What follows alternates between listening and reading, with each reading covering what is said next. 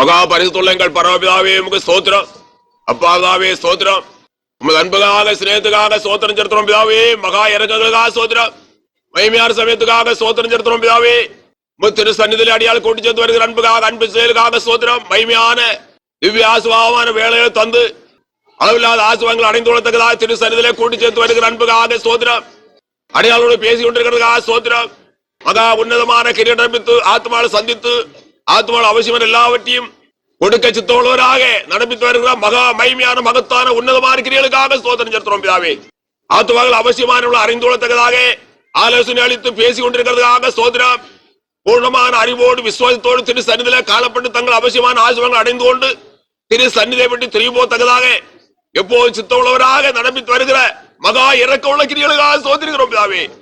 அடையாளங்களை அற்புதம் நடப்பித்துக் கொண்டிருக்கிறதுக்காக ஸ்தோத்திரம். மகா உன்னதமான கிரியடப்பித்து மகிமையான விடுதலையை கட்டளையிட்டு ஜனங்களை பலப்படுத்தி ஆசிரித்து வருகிற அன்பு செயலுக்காக ஸ்தோத்திரிக்கிறோம் பிதாவே.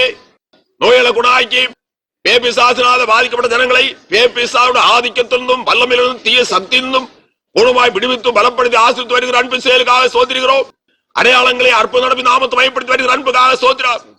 அன்பு பிதாவே, இந்த நாளிலேயும் ஆத்மாவை சந்திக்க முடியாது, ரோகிகளை சொஸ்தமாக்க முடியாது, பேபிசாசினால பாதிக்கப்பட்ட ஜனங்கள் விடுவிக்க முடியாது, சொஸ்தமாக்கும்படியாக தீய சக்தியிலிருந்து பேபிசான சகல உபத்திலிருந்தும் சகல கேட்டிருந்தும் குணமாய் விடுவித்து சொஸ்தமாக்கி ஆரோக்கியப்படுத்தி பலப்படுத்தி ஆசிரிக்கும்படியாக கெஞ்சுறோம் பிதாவே. அதற்காக மகா மகிமையான அற்புதம் செய்கிறவராக இங்க வெளிப்பட்டு இருக்கிறதுக்காக ஸ்தோத்திரம். வீட்டில் இருக்கிறதுக்காக ஸ்தோத்திரம்.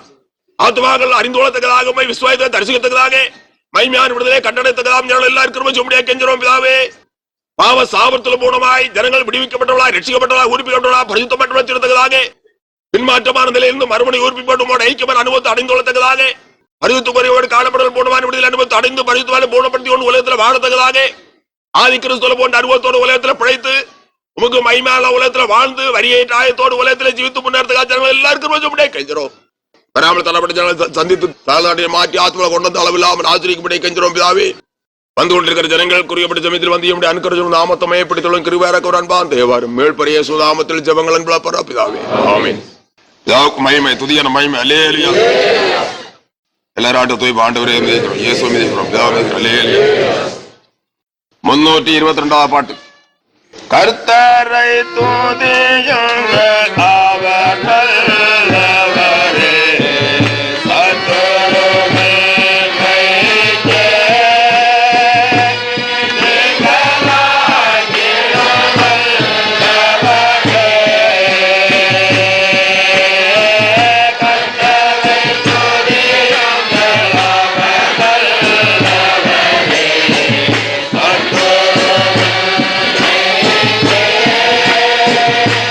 Yeah.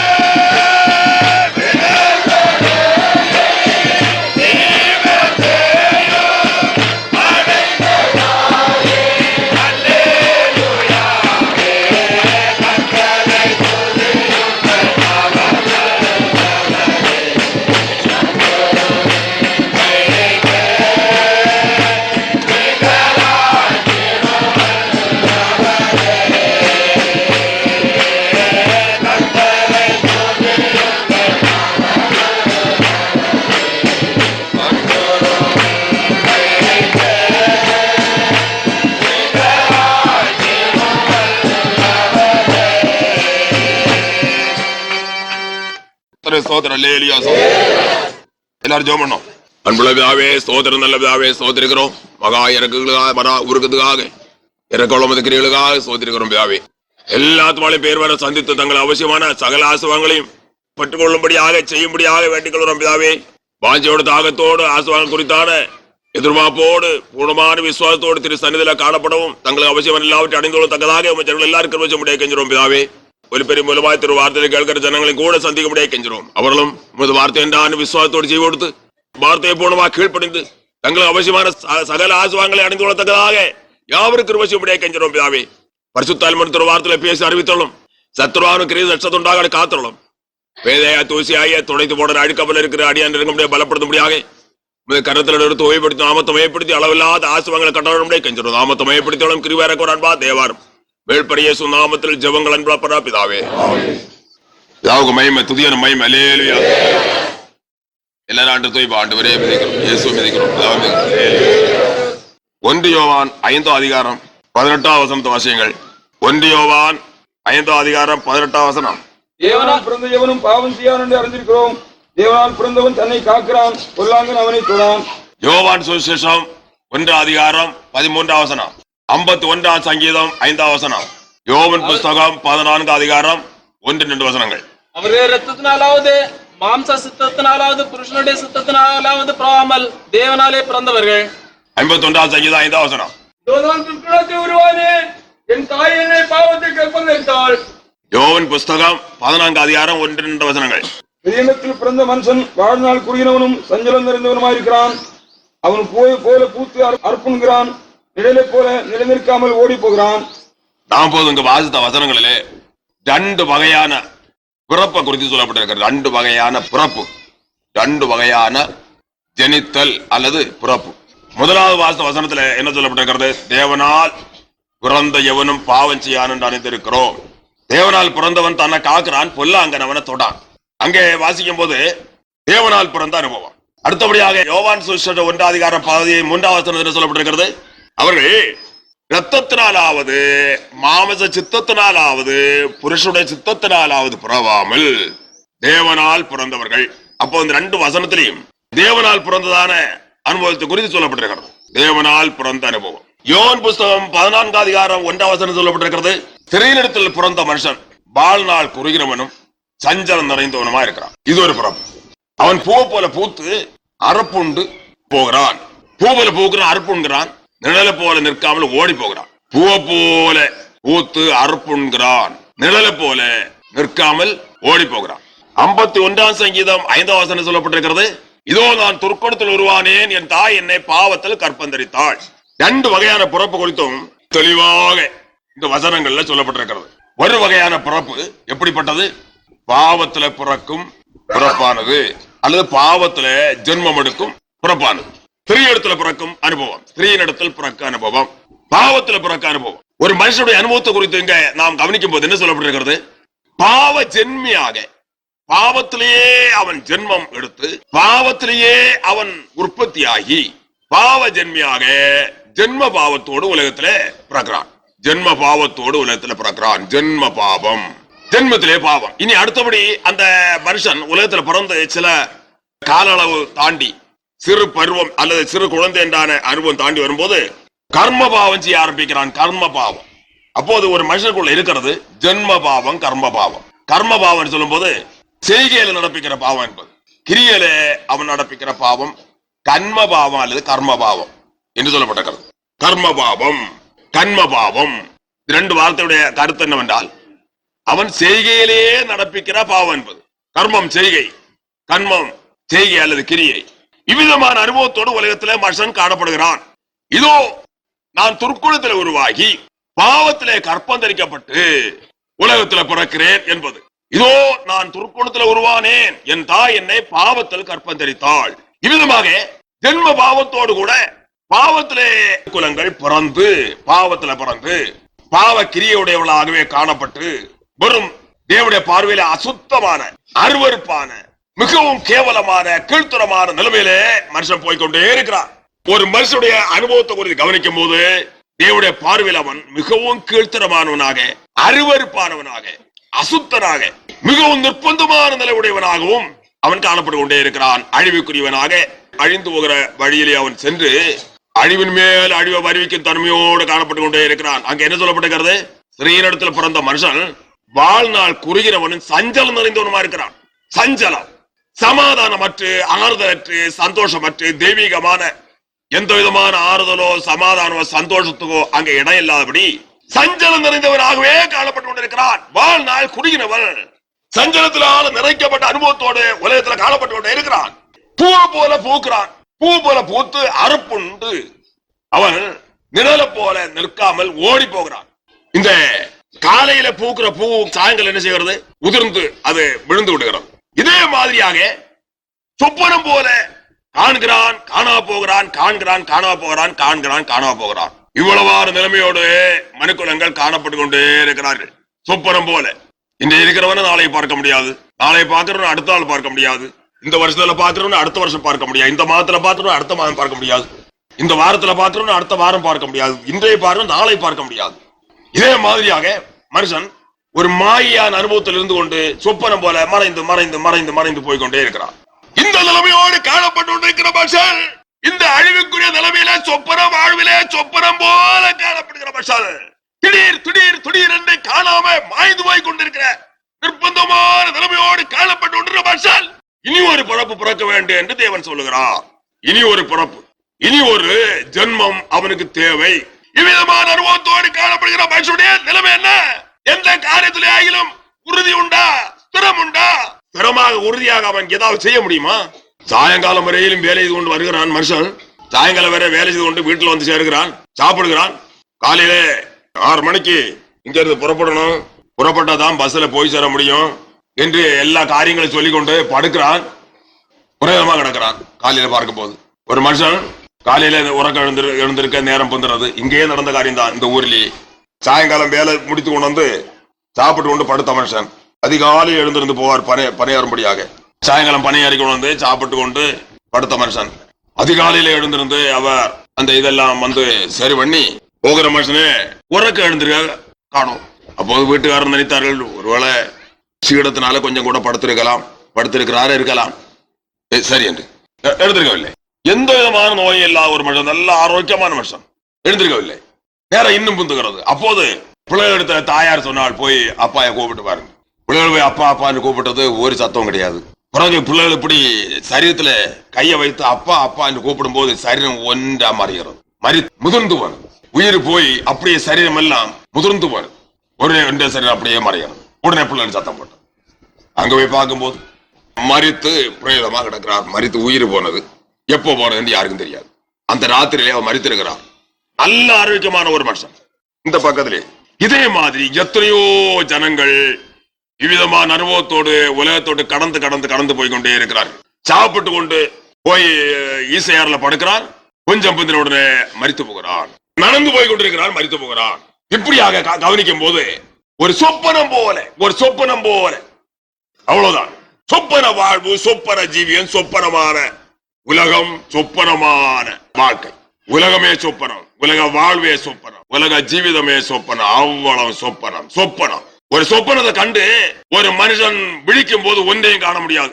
அதுக்கப்புறம் ஒன்றும் இல்லை. தூக்கத்திலே அல்லது நித்திரையில் இருந்து கொண்டு சொப்பனம் காண்கிறான். சொப்பனம் காண்கிற சமயத்தில் அவனுக்கு அது ஒரு நல்லது போல, ரொம்ப நல்ல காரியம் போல அவனுக்கு ஒரு தோற்றம் உண்டாகிறது. திடீரென்று விழிக்கிறான்.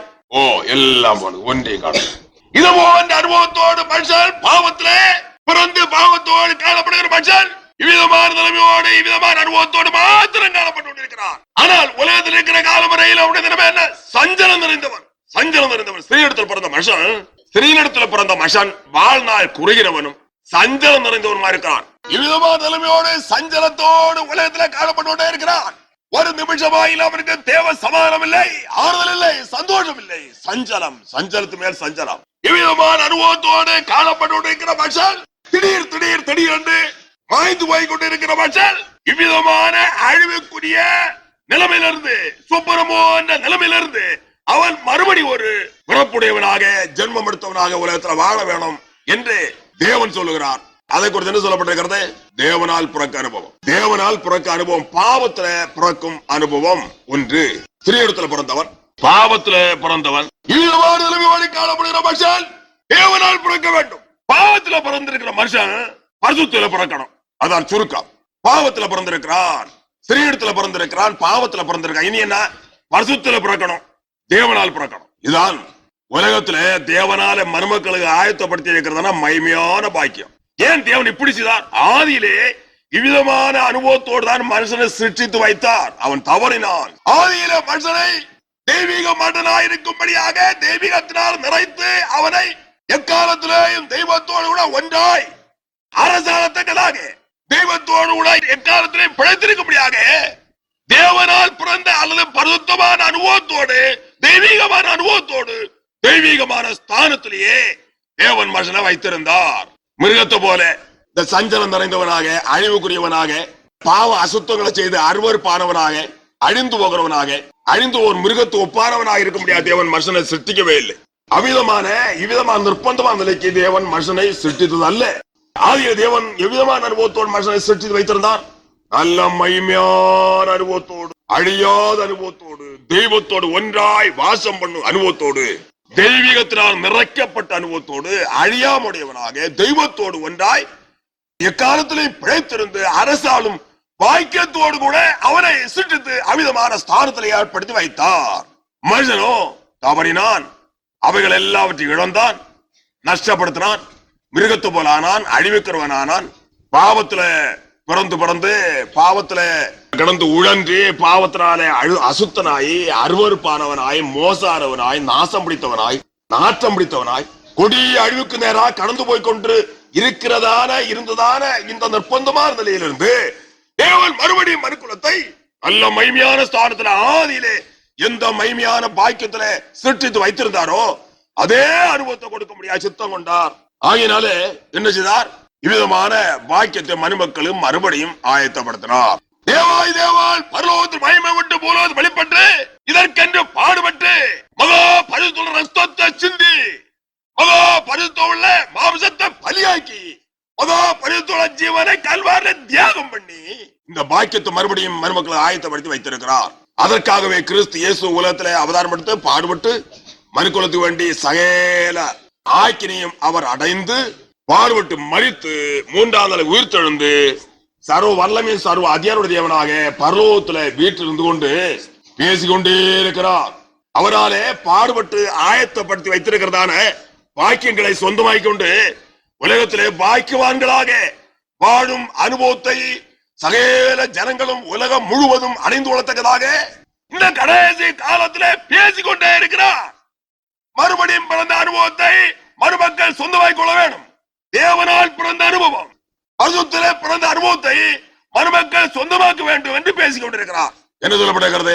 தேவனால் பிறந்த எவரும் பாவம் செய்ய என்று அறிந்திருக்கிறோம். என்ன பாக்கியம், என்ன அனுபவம், எவ்வளவு பாக்கியமான காரியம் என்று யோசித்து பாருங்கள். தேவனால் பிறந்த எவனும் பாவம் செய்யான் என்று அறிந்திருக்கிறோம். தேவனால் பிறந்தவருடைய அனுபவம் இது. அவனிடத்தில் பின்ன பாவமே கிடையாது. அவன்தான் தெய்வீகத்தை சொந்தமாக்கிறவனும் தெய்வ பக்தனும் ஆவிக்கிரியவனும் பரிசுத்தவானும் மனுஷனும் அவன்தான். தேவனால் பிறந்த எவனும் பாவம் செய்யான் என்று அறிந்திருக்கிறோம். இதான் தெய்வீக மனுஷனுடைய அனுபவம். தெய்வீக மனுஷனுடைய அனுபவம், தெய்வீகத்தை பெற்றவன், தெய்வீகத்தை பெற்றதான தெய்வீக மனுஷனுடைய அனுபவம் இது. அவனிடத்துல பாவம் கிடையாது. இப்போது உலகத்துல இவ்விதமான அனுபவத்தை பெற்றுக் கொள்றதுக்கு ஜனங்களுக்கு தாகவும் இல்லை, விருப்பமும். இதுதான் ஒரு பெரிய ஆபத்துக்கு எதுவான ஒரு கேடு மனுஷனை ஆண்டு கொண்டிருக்கிறது. இவ்விதமான ஆவிக்குரிய அனுபவங்கள், தெய்வீகமான அனுபவங்களை குறித்து பேசும்போது ஒரு கூட்டம் ஜனங்களுக்கு அது செவி கொடுக்க கூட மனம் கிடையாது. அப்படியான அந்த அனுபவங்களை பெற்றுக்கொள்றது எப்படி? அடா, நான் ரட்சிக்கப்பட்டிருக்கிறேன், நீ ரட்சிக்கப்பட்டிருக்க சொல்லிக் கொள்வார்கள். நான் ரட்சிக்கப்பட்டிருக்கிறேன், மனம் திருப்பி இருக்கிறேன், ரட்சிக்கப்பட்டிருக்கிறேன், மறுபடியும் பிறந்த அனுபவத்தை பெற்றிருக்கிறேன். மறுபடியும் பிறந்த அனுபவம் உனக்கு பக்கத்துல கூட வந்தது உண்டா? யோசித்து பாரு. பக்கத்துல கூட எவன் தேவனால் பிறந்திருக்கிறானோ அவன் மறுபடியும் பிறந்தவன். அதை குறித்து வேதத்துல இன்னும் என்ன சொல்லப்படுகிறது தெரியுமா? சத்திய வசனத்தினால ஜெனிப்பிக்கப்பட்டவர்கள், சத்திய வசனத்தினால் ஜெனிப்பிக்கப்பட்டவர்கள் அவர் சித்தம் கொண்டு நம்முடைய சிருஷ்டிகளில் நாம் முதற் பலன்கள் ஆவதற்கு நம்மை சத்திய வசனத்தினாலே ஜெனிப்பித்தார். யாக்கோபு 1:18 1 பேதுரு 1:23 அல்ல, என்னென்னைக்கும் நிற்கிறதும் ஜீவனுள்ளதுமான தேவவசனமாகிய அழிவில்லாத வித்தினாலே மறுபடியும் ஜெனிப்பிக்கப்பட்டிருக்கிறீர்களே. சத்தியத்தினால் ஜெனிப்பிக்கப்பட்டவர்கள், சத்தியத்தினால் ஜெனிப்பிக்கப்பட்டவர்கள், சத்தியத்தினால் ஜெனிப்பிக்கப்பட்ட எப்படி இருப்பான்? இங்க எழுதப்பட்டிருக்கிறது அழிவுள்ள வித்தினாலே அல்ல, என்னென்னைக்கும் நிற்கிறதும் ஜீவனுள்ளதுமான தேவவசனமாகிய அழிவில்லாத வித்தினாலே மறுபடியும் ஜெனிப்பிக்கப்பட்டிருக்கிறீர்கள். தேவ வசனமாகிய அழிவில்லாத வித்தினாலே மறுபடியும் ஜெனிப்பிக்கப்பட்டவர்கள். கருத்து என்னவென்றால் சத்தியம் அவனும் சத்தியமும் அவனும் சத்தியமும் அவனும் சத்தியவான் சத்தியமும் அவனும் தேவ வசனமாகிய அழிவில்லாத வித்தினாலே சத்திய வசனத்தினாலே மறுபடியும் பிறந்தவர்கள். அழிவில்லாத வித்து என்றென்றைக்கு நிற்கிற வித்து இது. தேவ வசனமாகிய வித்து என்றால் அழிவில்லாதது, என்றென்றைக்கு நிற்கிறது, என்றென்றே நிற்கிறதான ஜீவன் உள்ள வசனமாகிய வித்து. அப்போது இந்த அனுபவத்தில் அவன் பிறகு எப்படி இருப்பான்? அவன் ஜீவனால் நிறைந்திருப்பான், சத்தியத்தினால நிறைந்திருப்பான், சத்தியத்தில நிலைத்திருப்பான். சத்தியம் எதெல்லாம் சொல்லுமோ அதெல்லாம் அவனுடைய அனுபவமாக காணப்படும். அவன் சத்தியவானா இருப்பான். சத்தியமும் அவனு ஒன்று. தேவ வசனமாய் சத்தியம் அவனு ஒன்று, சத்தியவான் சத்தியம் அவனு ஒன்று. இப்போது உலகத்தில் நாங்கள் ரட்சிக்கப்பட்டிருக்கிறோம், மறுபடியும் பிறந்திருக்கிறோம் சொல்ல ஆட்களுக்கும் இவர்களுக்கும் அந்த ஆட்களின் சத்தியத்துக்கும் எவ்வளவு தூரம்? சத்தியமாகிய தேவனுடைய வார்த்தைக்கும் அவர்களுக்கும் எவ்வளவு தூரம்? சத்தியத்தின்படி போகிற போக்கு இருக்கிறதா? சத்தியத்தின்படி ஜீவிக்கிற ஜீவம் இருக்கிறதா?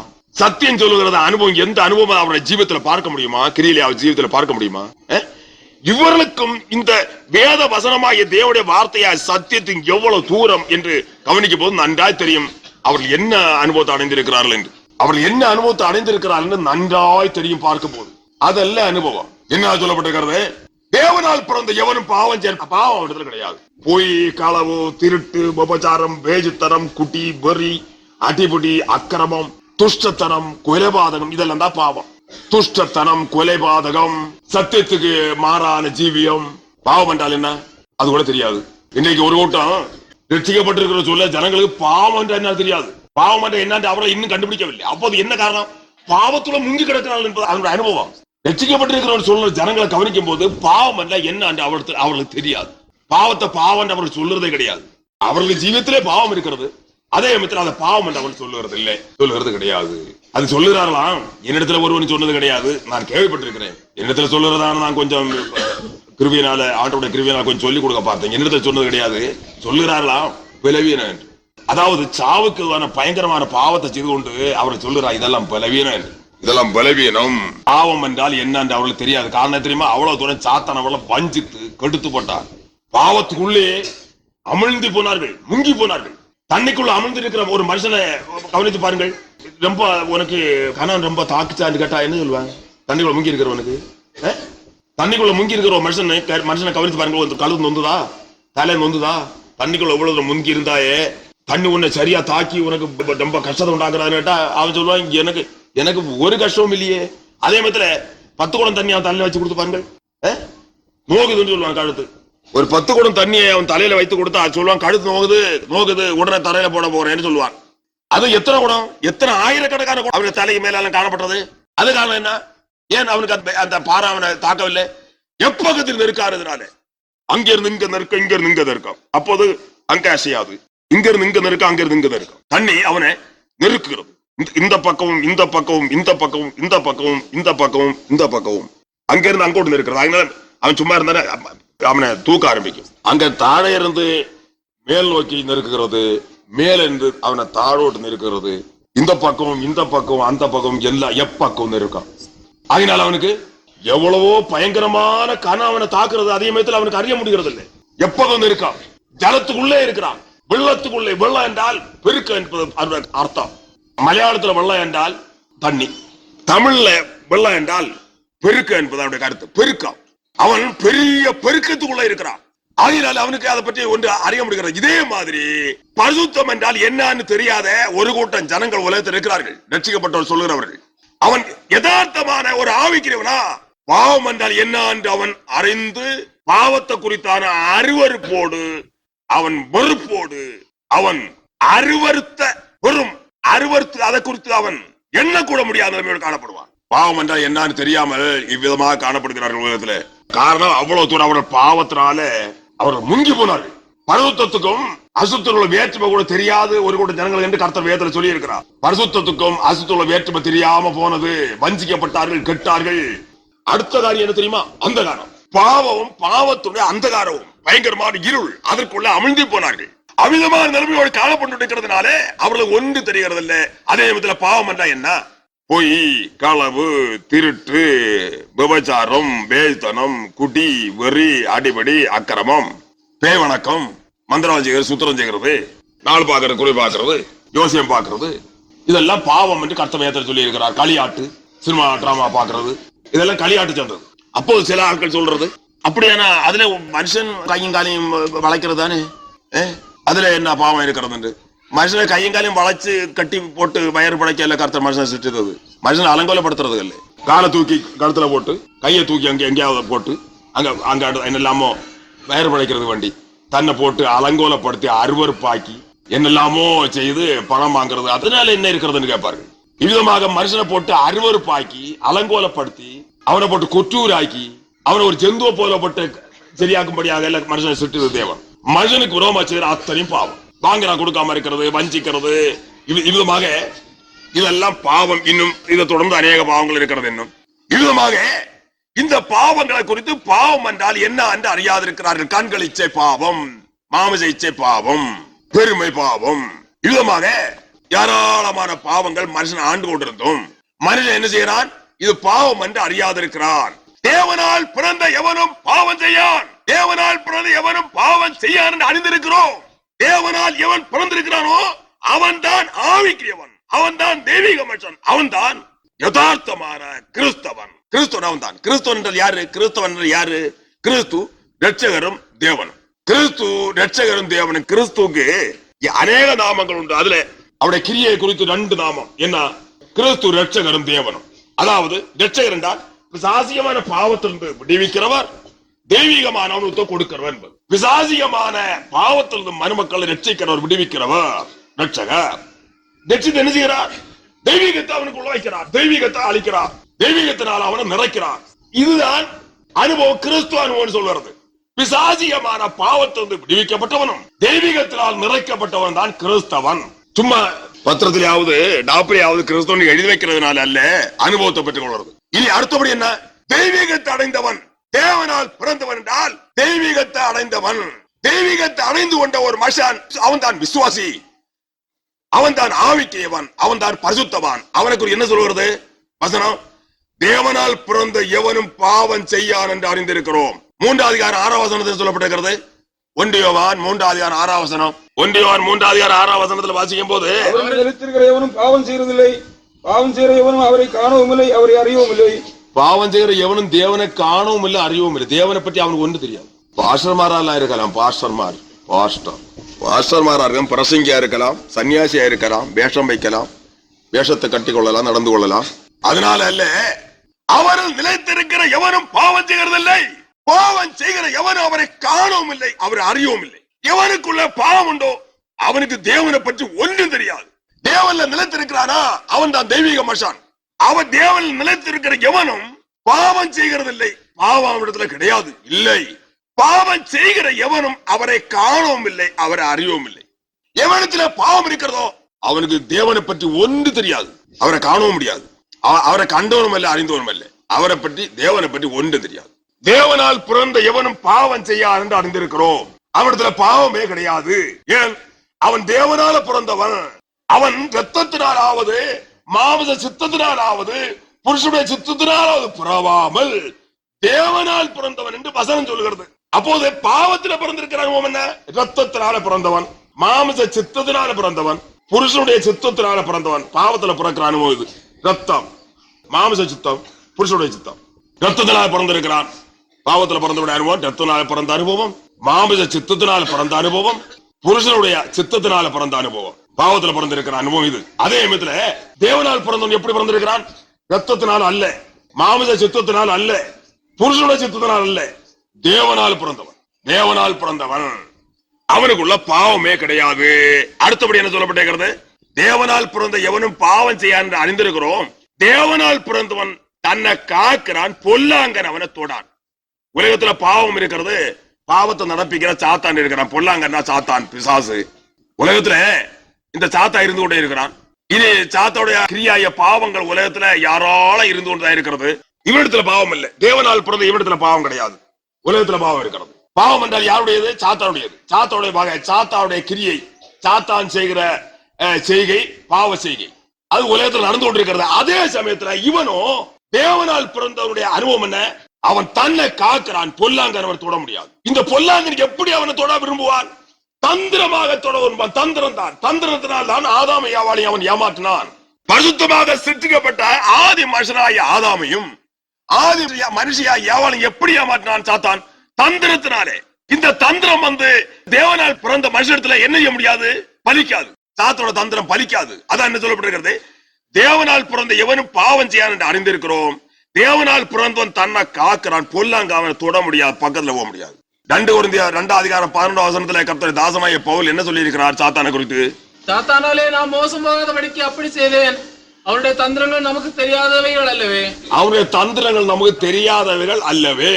ஆதி கிறிஸ்தவர்கள் சாத்தானுடைய தந்திரத்தை குறித்து நன்றா அறிந்திருந்தார்கள். கர்த்தர் தாசனாகிய பவுல் சொல்லும் போது அவருடைய தந்திரங்கள் நமக்கு தெரியாதவைகள் அல்லவே. சாத்தானால மோசம் போகாதிருக்க முடியாது, நான் அப்படி செய்தேன். ஆனால் அவனுடைய தந்திரங்கள் நமக்கு தெரியாதவைகள் அல்லவே. அவனுடைய தந்திரம் ஒன்றும் அவனத்துல பலிக்காது. ஏன்? அவள் தேவனால் பிறந்த மாத்திரமல்ல, தன்னை காக்கும் திராணி உடையவர்கள். தந்திரத்தினால் அவர்களை பிடிக்க முடியாது. அவன் நேரடியாக ஒன்று செய்ய மாட்டான். நேரடியாக அவனுடைய பலம் கொண்டு அவர்களிடத்துல ஒன்று செய்ய முடியாது. இவனை பார்க்கல அவர்கள் பெரிய பராக்கிரமசாலிகள். யாரு? ஆவிக்குரியவர்கள், தேவனால் பிறந்தவர்கள் என்று சொல்லும்போது சாத்தான்கள் கிட்டுக்கம், விரையல், நட்டுக்கம். ஏன்? இந்த சாத்தான பார்க்க அவர்கள் பெரிய பராக்கிரமசாலிகள், பெரிய பராக்கிரமசாலி. அவனுடைய வல்லமை கொண்டாவது, அவனுடைய பலத்தை கொண்டாவது நேரடியாக அவரத்துல ஒன்று இவனை செய்ய முடியாது. இந்த செத்தனை கெட்டனை என்று சில நாய்கள் கிடக்குமா உலகத்துல? எழுந்து நடக்க யாழ் இல்லாத நாய்கள் ஒரு மாதிரி பல்ல இழிச்சு இழிச்சு கிடக்கும். அதுக்கு தட்டிட்டா என்ன சத்தம் போடும். பல்ல இழிச்சு இழிச்சு நடக்க யாரும் கிடையாது. சும்மா ஒரு மாதிரி பல்ல காட்டி காட்டி சீர யாரும் கிடையாது, நடக்க யாரும் கிடையாது. அது குணம். அது அதனுடைய குணத்தினால என்ன ஒரு மாதிரி பல்ல காட்டும். அது எவனாவது கால் கொண்டு ஒரு தட்டு தட்டிட்டா இதை விட கேடு சாத்தாவுடைய காரியம் பரிசுத்தவான் இடத்துல. இதை விட மிகவும் கேடு சாத்தாவுடைய காரியம் பரிசுத்தவான் இடத்துல. அவ்வளவுதான் சுருக்கம். கண்டவன கிட்டுக்கம் வரும், அவனுக்கு நட்டுக்கம் வரும். தூர நிற்பான், பின்னோட்டு போவான். திடீரென்று வந்து ஒருவேளை திடீரென்று வந்து இழுத்தால் அவன் அறியாமலே பின்னோட்டு இழுத்து கொண்டு போகிறான். அவன் அவ்வளவு பயம்.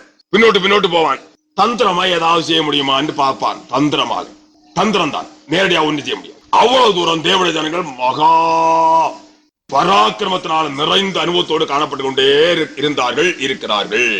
தந்திரத்தினாலே அவன் ஏதாவது செய்வான். அதே மத்தில இவனுடைய தந்திரம் அவர்களை பறிக்கவும் செய்யாது. அதுக்கு என்ன சொல்லப்படும் தெரியுமா? 119 சங்கீதம் 92வது வசனத்தை வாசிங்கள். 119 சங்கீதம் 98வது வசனம். நீர் உம்முடைய கற்பனைகளை கொண்டு என்னை என் சத்துருக்களிலும் அதிக ஞானமுள்ளவனாக்குகிறீர். அவைகள் என்றைக்கும் என்னுடனே இருக்கிறது. ஒன்றும் செய்ய முடியாது.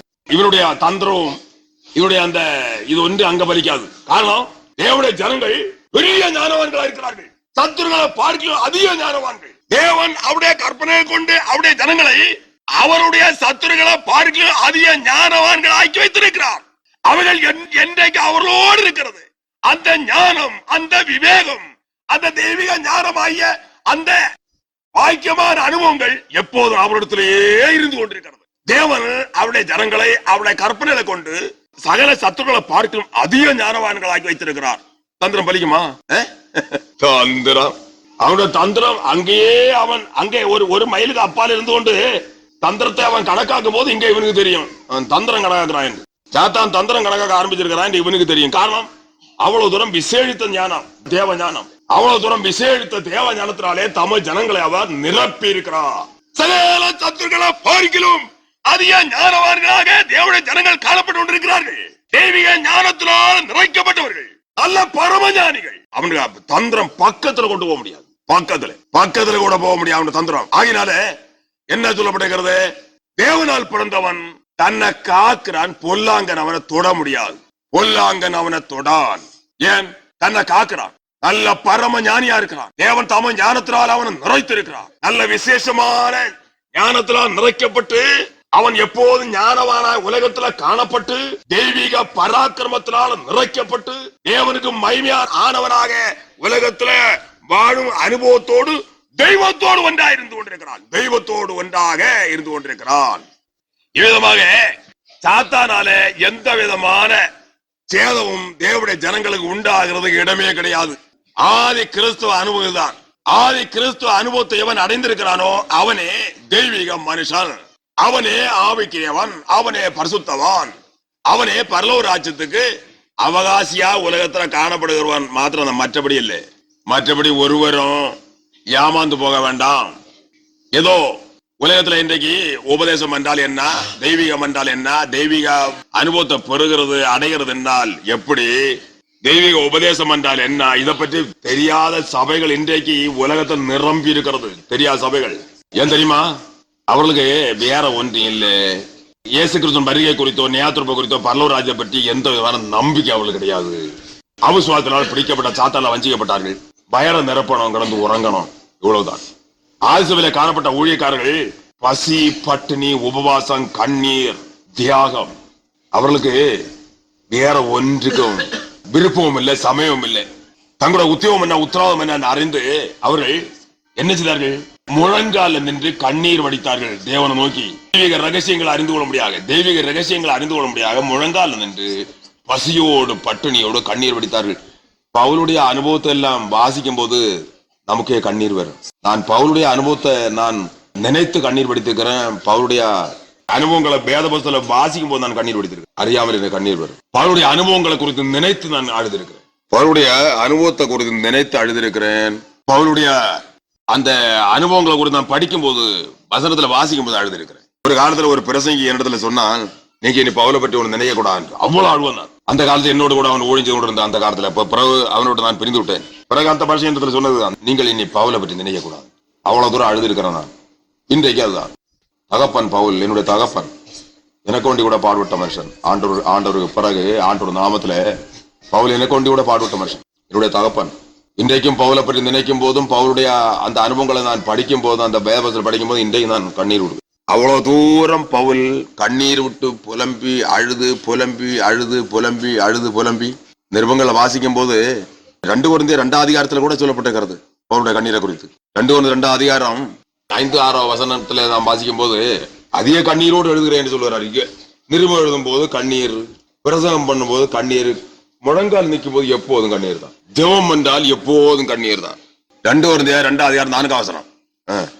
அன்றியும் நீங்கள் துக்கப்படும்படிக்கு எழுதாமல் உங்கள் மேல் நான் வைத்த அன்பின் மிகுதியை நீங்கள் அறியும்படிக்கே மிகுந்த வியாகுலமும் மன இடுக்கமும் அடைந்தவனாய் அதிக கண்ணீரோட உங்களுக்கு எழுதினேன்.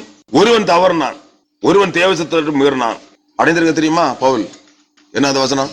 அன்றியும் நீங்கள் துக்கப்படும்படிக்கு எழுதாமல் உங்கள் மேல் நான் வைத்த அன்பின் மிகுதியை நீங்கள் அறியும்படிக்கே மிகுந்த வியாகுலமும் அனுபவித்த பவுல் மிகுந்த வியாகுலமும் மன இடுக்கமும் அடைந்தவன். மன இடுக்கம். ஒருவன் தேவசத்தை தொட்டு மீறினான், அது ஒரே ஒரு காரியம் தான். பிறகு மிகுந்த வியாகுலமும் மன இடுக்கமும் அடைந்தவனாய் அதிக கண்ணீரோட உங்களுக்கு எழுதினேன். அதிக கண்ணீர். நிருபம் எழுதுறதுல கண்ணீர், பிரசங்கம் பண்ணுகிறதுல வேளா தோறும் கண்ணீர், ஜபத்துல சும்மா கண்ணீர் தான். ஜபம் என்றா சும்மா கண்ணீர், அழுகை, சும்மா அழுகைதான். கண்ணீர் கண்ணீர் கண்ணீர் அழுகை. ஜபத்துல சும்மா அழுகைதான். நிருபம் எழுதுறதுலயும் கண்ணீர், பிரசங்கம் பண்ணதுலயும் வேளா தோறும் கண்ணீர். பசியோடு பட்டினியோடு உபவாசத்தோடு கண்ணீரோடு முழங்கால் நின்று தேவ ரகசியத்தை கற்றுக்கொண்டவன். தேவ ரகசியத்தை அத்தனை தெய்வீக ரகசியம். ஆவிக்கிற ஜீவம் என்றால், வேத சத்தியம் என்றால் அத்தனையும் தெய்வீக ரகசியம். அவைகளை பவுல் எப்படி கற்றுக்கொண்டான்? பசி, பட்டினி, உபவாசம், கண்ணீர், அழுகை, புலம்பல், அழுகையும் புலம்பலுமாகிய விண்ணப்பஞ்சபம். இப்படிதான் கற்றுக்கொண்டது. சும்மா தின்னு கொண்டு உறங்கினது இல்லை. இன்றைக்கு என்னெல்லாமோ அசுத்தங்களை தின்னு கொண்டு நடந்து உறங்குறாரு. அசுத்தம், நான் அசுத்தம் என்று தான் அதுக்கு பேர் வைத்திருக்கேன். கூட்டஞ்சலுக்கு உறக்க பிராட்ட சத்தம் போடுவாரு. தூக்கமேகத்துல சத்தம், புலம்புல அவர்கள் சத்தம் போடுவார்கள். என்னெல்லாம சொல்லுற சத்தம் போடுகிறார். பார்த்தால் பரிதாபம். தெய்வீகத்தை பற்றி அவர்களுக்கு ஒன்று தெரியாது. தெய்வீகத்தை பற்றி அவர்களுக்கு ஒன்றுமே தெரியாது. ஆதிசபையிலே காணப்பட்ட கர்த்தருடைய தாசனாகிய பவுலுடைய அனுபவம் என்ன, மற்றும் கர்த்தருடைய தாசன்மாருடைய அனுபவம் என்ன தெரியுமா? தேவ ரகசியத்தை அறிந்து கொள்ளும்படியாக அவர்கள் முழங்கால நின்று கண்ணீர் வடித்து பசியோடு பட்டினியோடு உபவாசத்தோடு புலம்பலோடு அழுகையோடு விண்ணப்பம் பண்ணினவர்கள். தேவன் எவ்வளவு சந்தோஷமாக மகிழ்ச்சியாக அவர்களோடு கூட இருந்து அவர்களை வழி நடத்தினார். சகல தேவ ரகசியங்களையும் முகமுக தேவன் பேசி அறிவித்தார். முகமுகமாக அவர்களோடு பேசி அறிவித்தார். தேவனோடு ஒன்றாய் வாசம் பண்ணினவர்கள், தேவனை முகமுமாய் கண்டவர்கள், தேவன் முகமுமாய் அவர்களோடு பேசத்தக்க அளவுல அவ்வளவு தெய்வத்தோடு ஒன்றாய் வாசம் பண்ணி தெய்வத்தோடு ஏக ஐக்கியத்தோடு உலகத்துல வாழ்ந்தவர்கள். தேவனுடைய பாதம், தேவன் அவருடைய பாதம், அவருடைய பாதத்தை கண்ணீரால் நினைத்தார்கள். தேவனுடைய பாதத்தை கண்ணினால் நினைத்தார்கள். தேவனுடைய பாதத்தை கட்டி பிடிச்சு வைத்துக் கொண்டு கண்ணீர் விட்டு புலம்பினார்கள். பாதம் ஒன்றே வேணும். இந்த பாரில் எனக்கு மற்றேதும் வேண்டாம் நில் தங்க பாதம் ஒன்றே வேணும். பாதம் ஒன்றே வேணும். இந்த பாரில் எனக்கு மற்றேதும் வேண்டாம் நில் தங்க பாதம் ஒன்றே வேணும். என் தந்தையே என் தந்தையே நில் திரு பாதம் ஒன்றே வேணும்.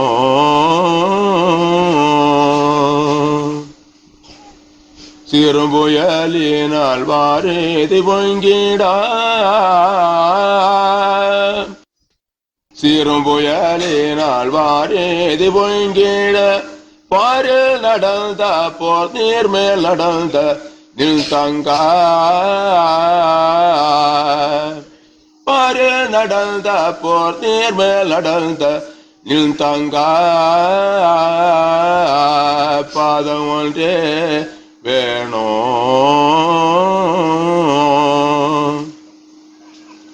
என் தந்தையே என் தந்தையே நில் திரு பாதம் ஒன்றே வேணும். இந்த பாரில் எனக்கு மற்றேதும் வேண்டாம் நில் தங்க பாதம் ஒன்றே வேணும்.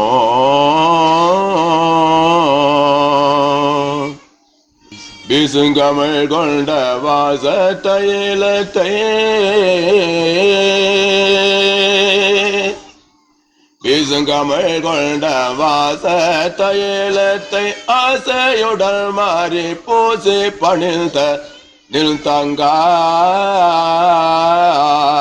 ஆசையுடன் மாறி பூசி பணிந்த நில் தங்க பாதம் ஒன்றே வேணும்.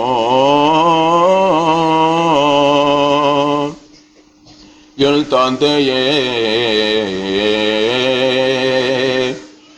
என் தந்தையே நில் திரு பாதம் ஒன்றே வேணும்.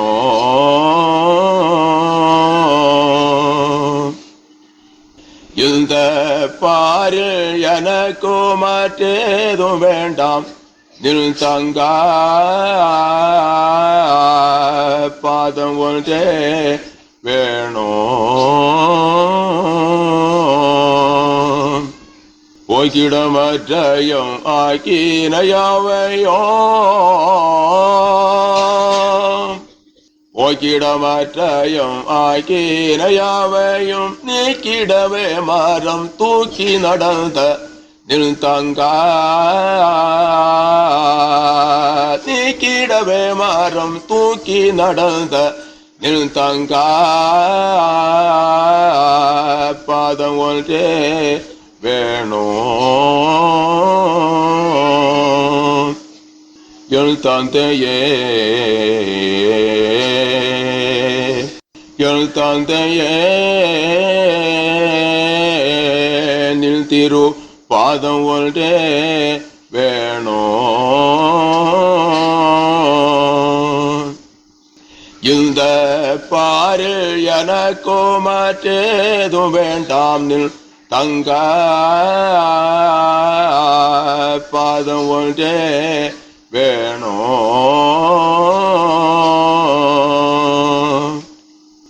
நாளில தோறுயர் வானில தேரவல்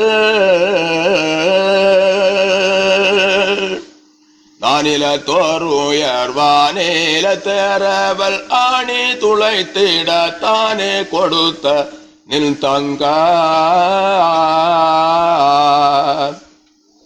ஆணி துளைத்திட தானே கொடுத்த நின் தங்க பாதம் ஒன்றே வேணும் என் தந்தையே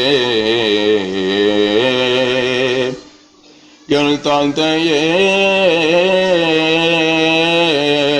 நின் திரு பாதம் ஒன்றே வேணும்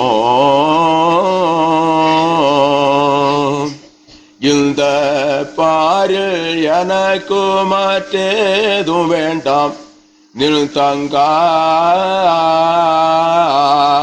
பாதம் ஒன்றே வேணும்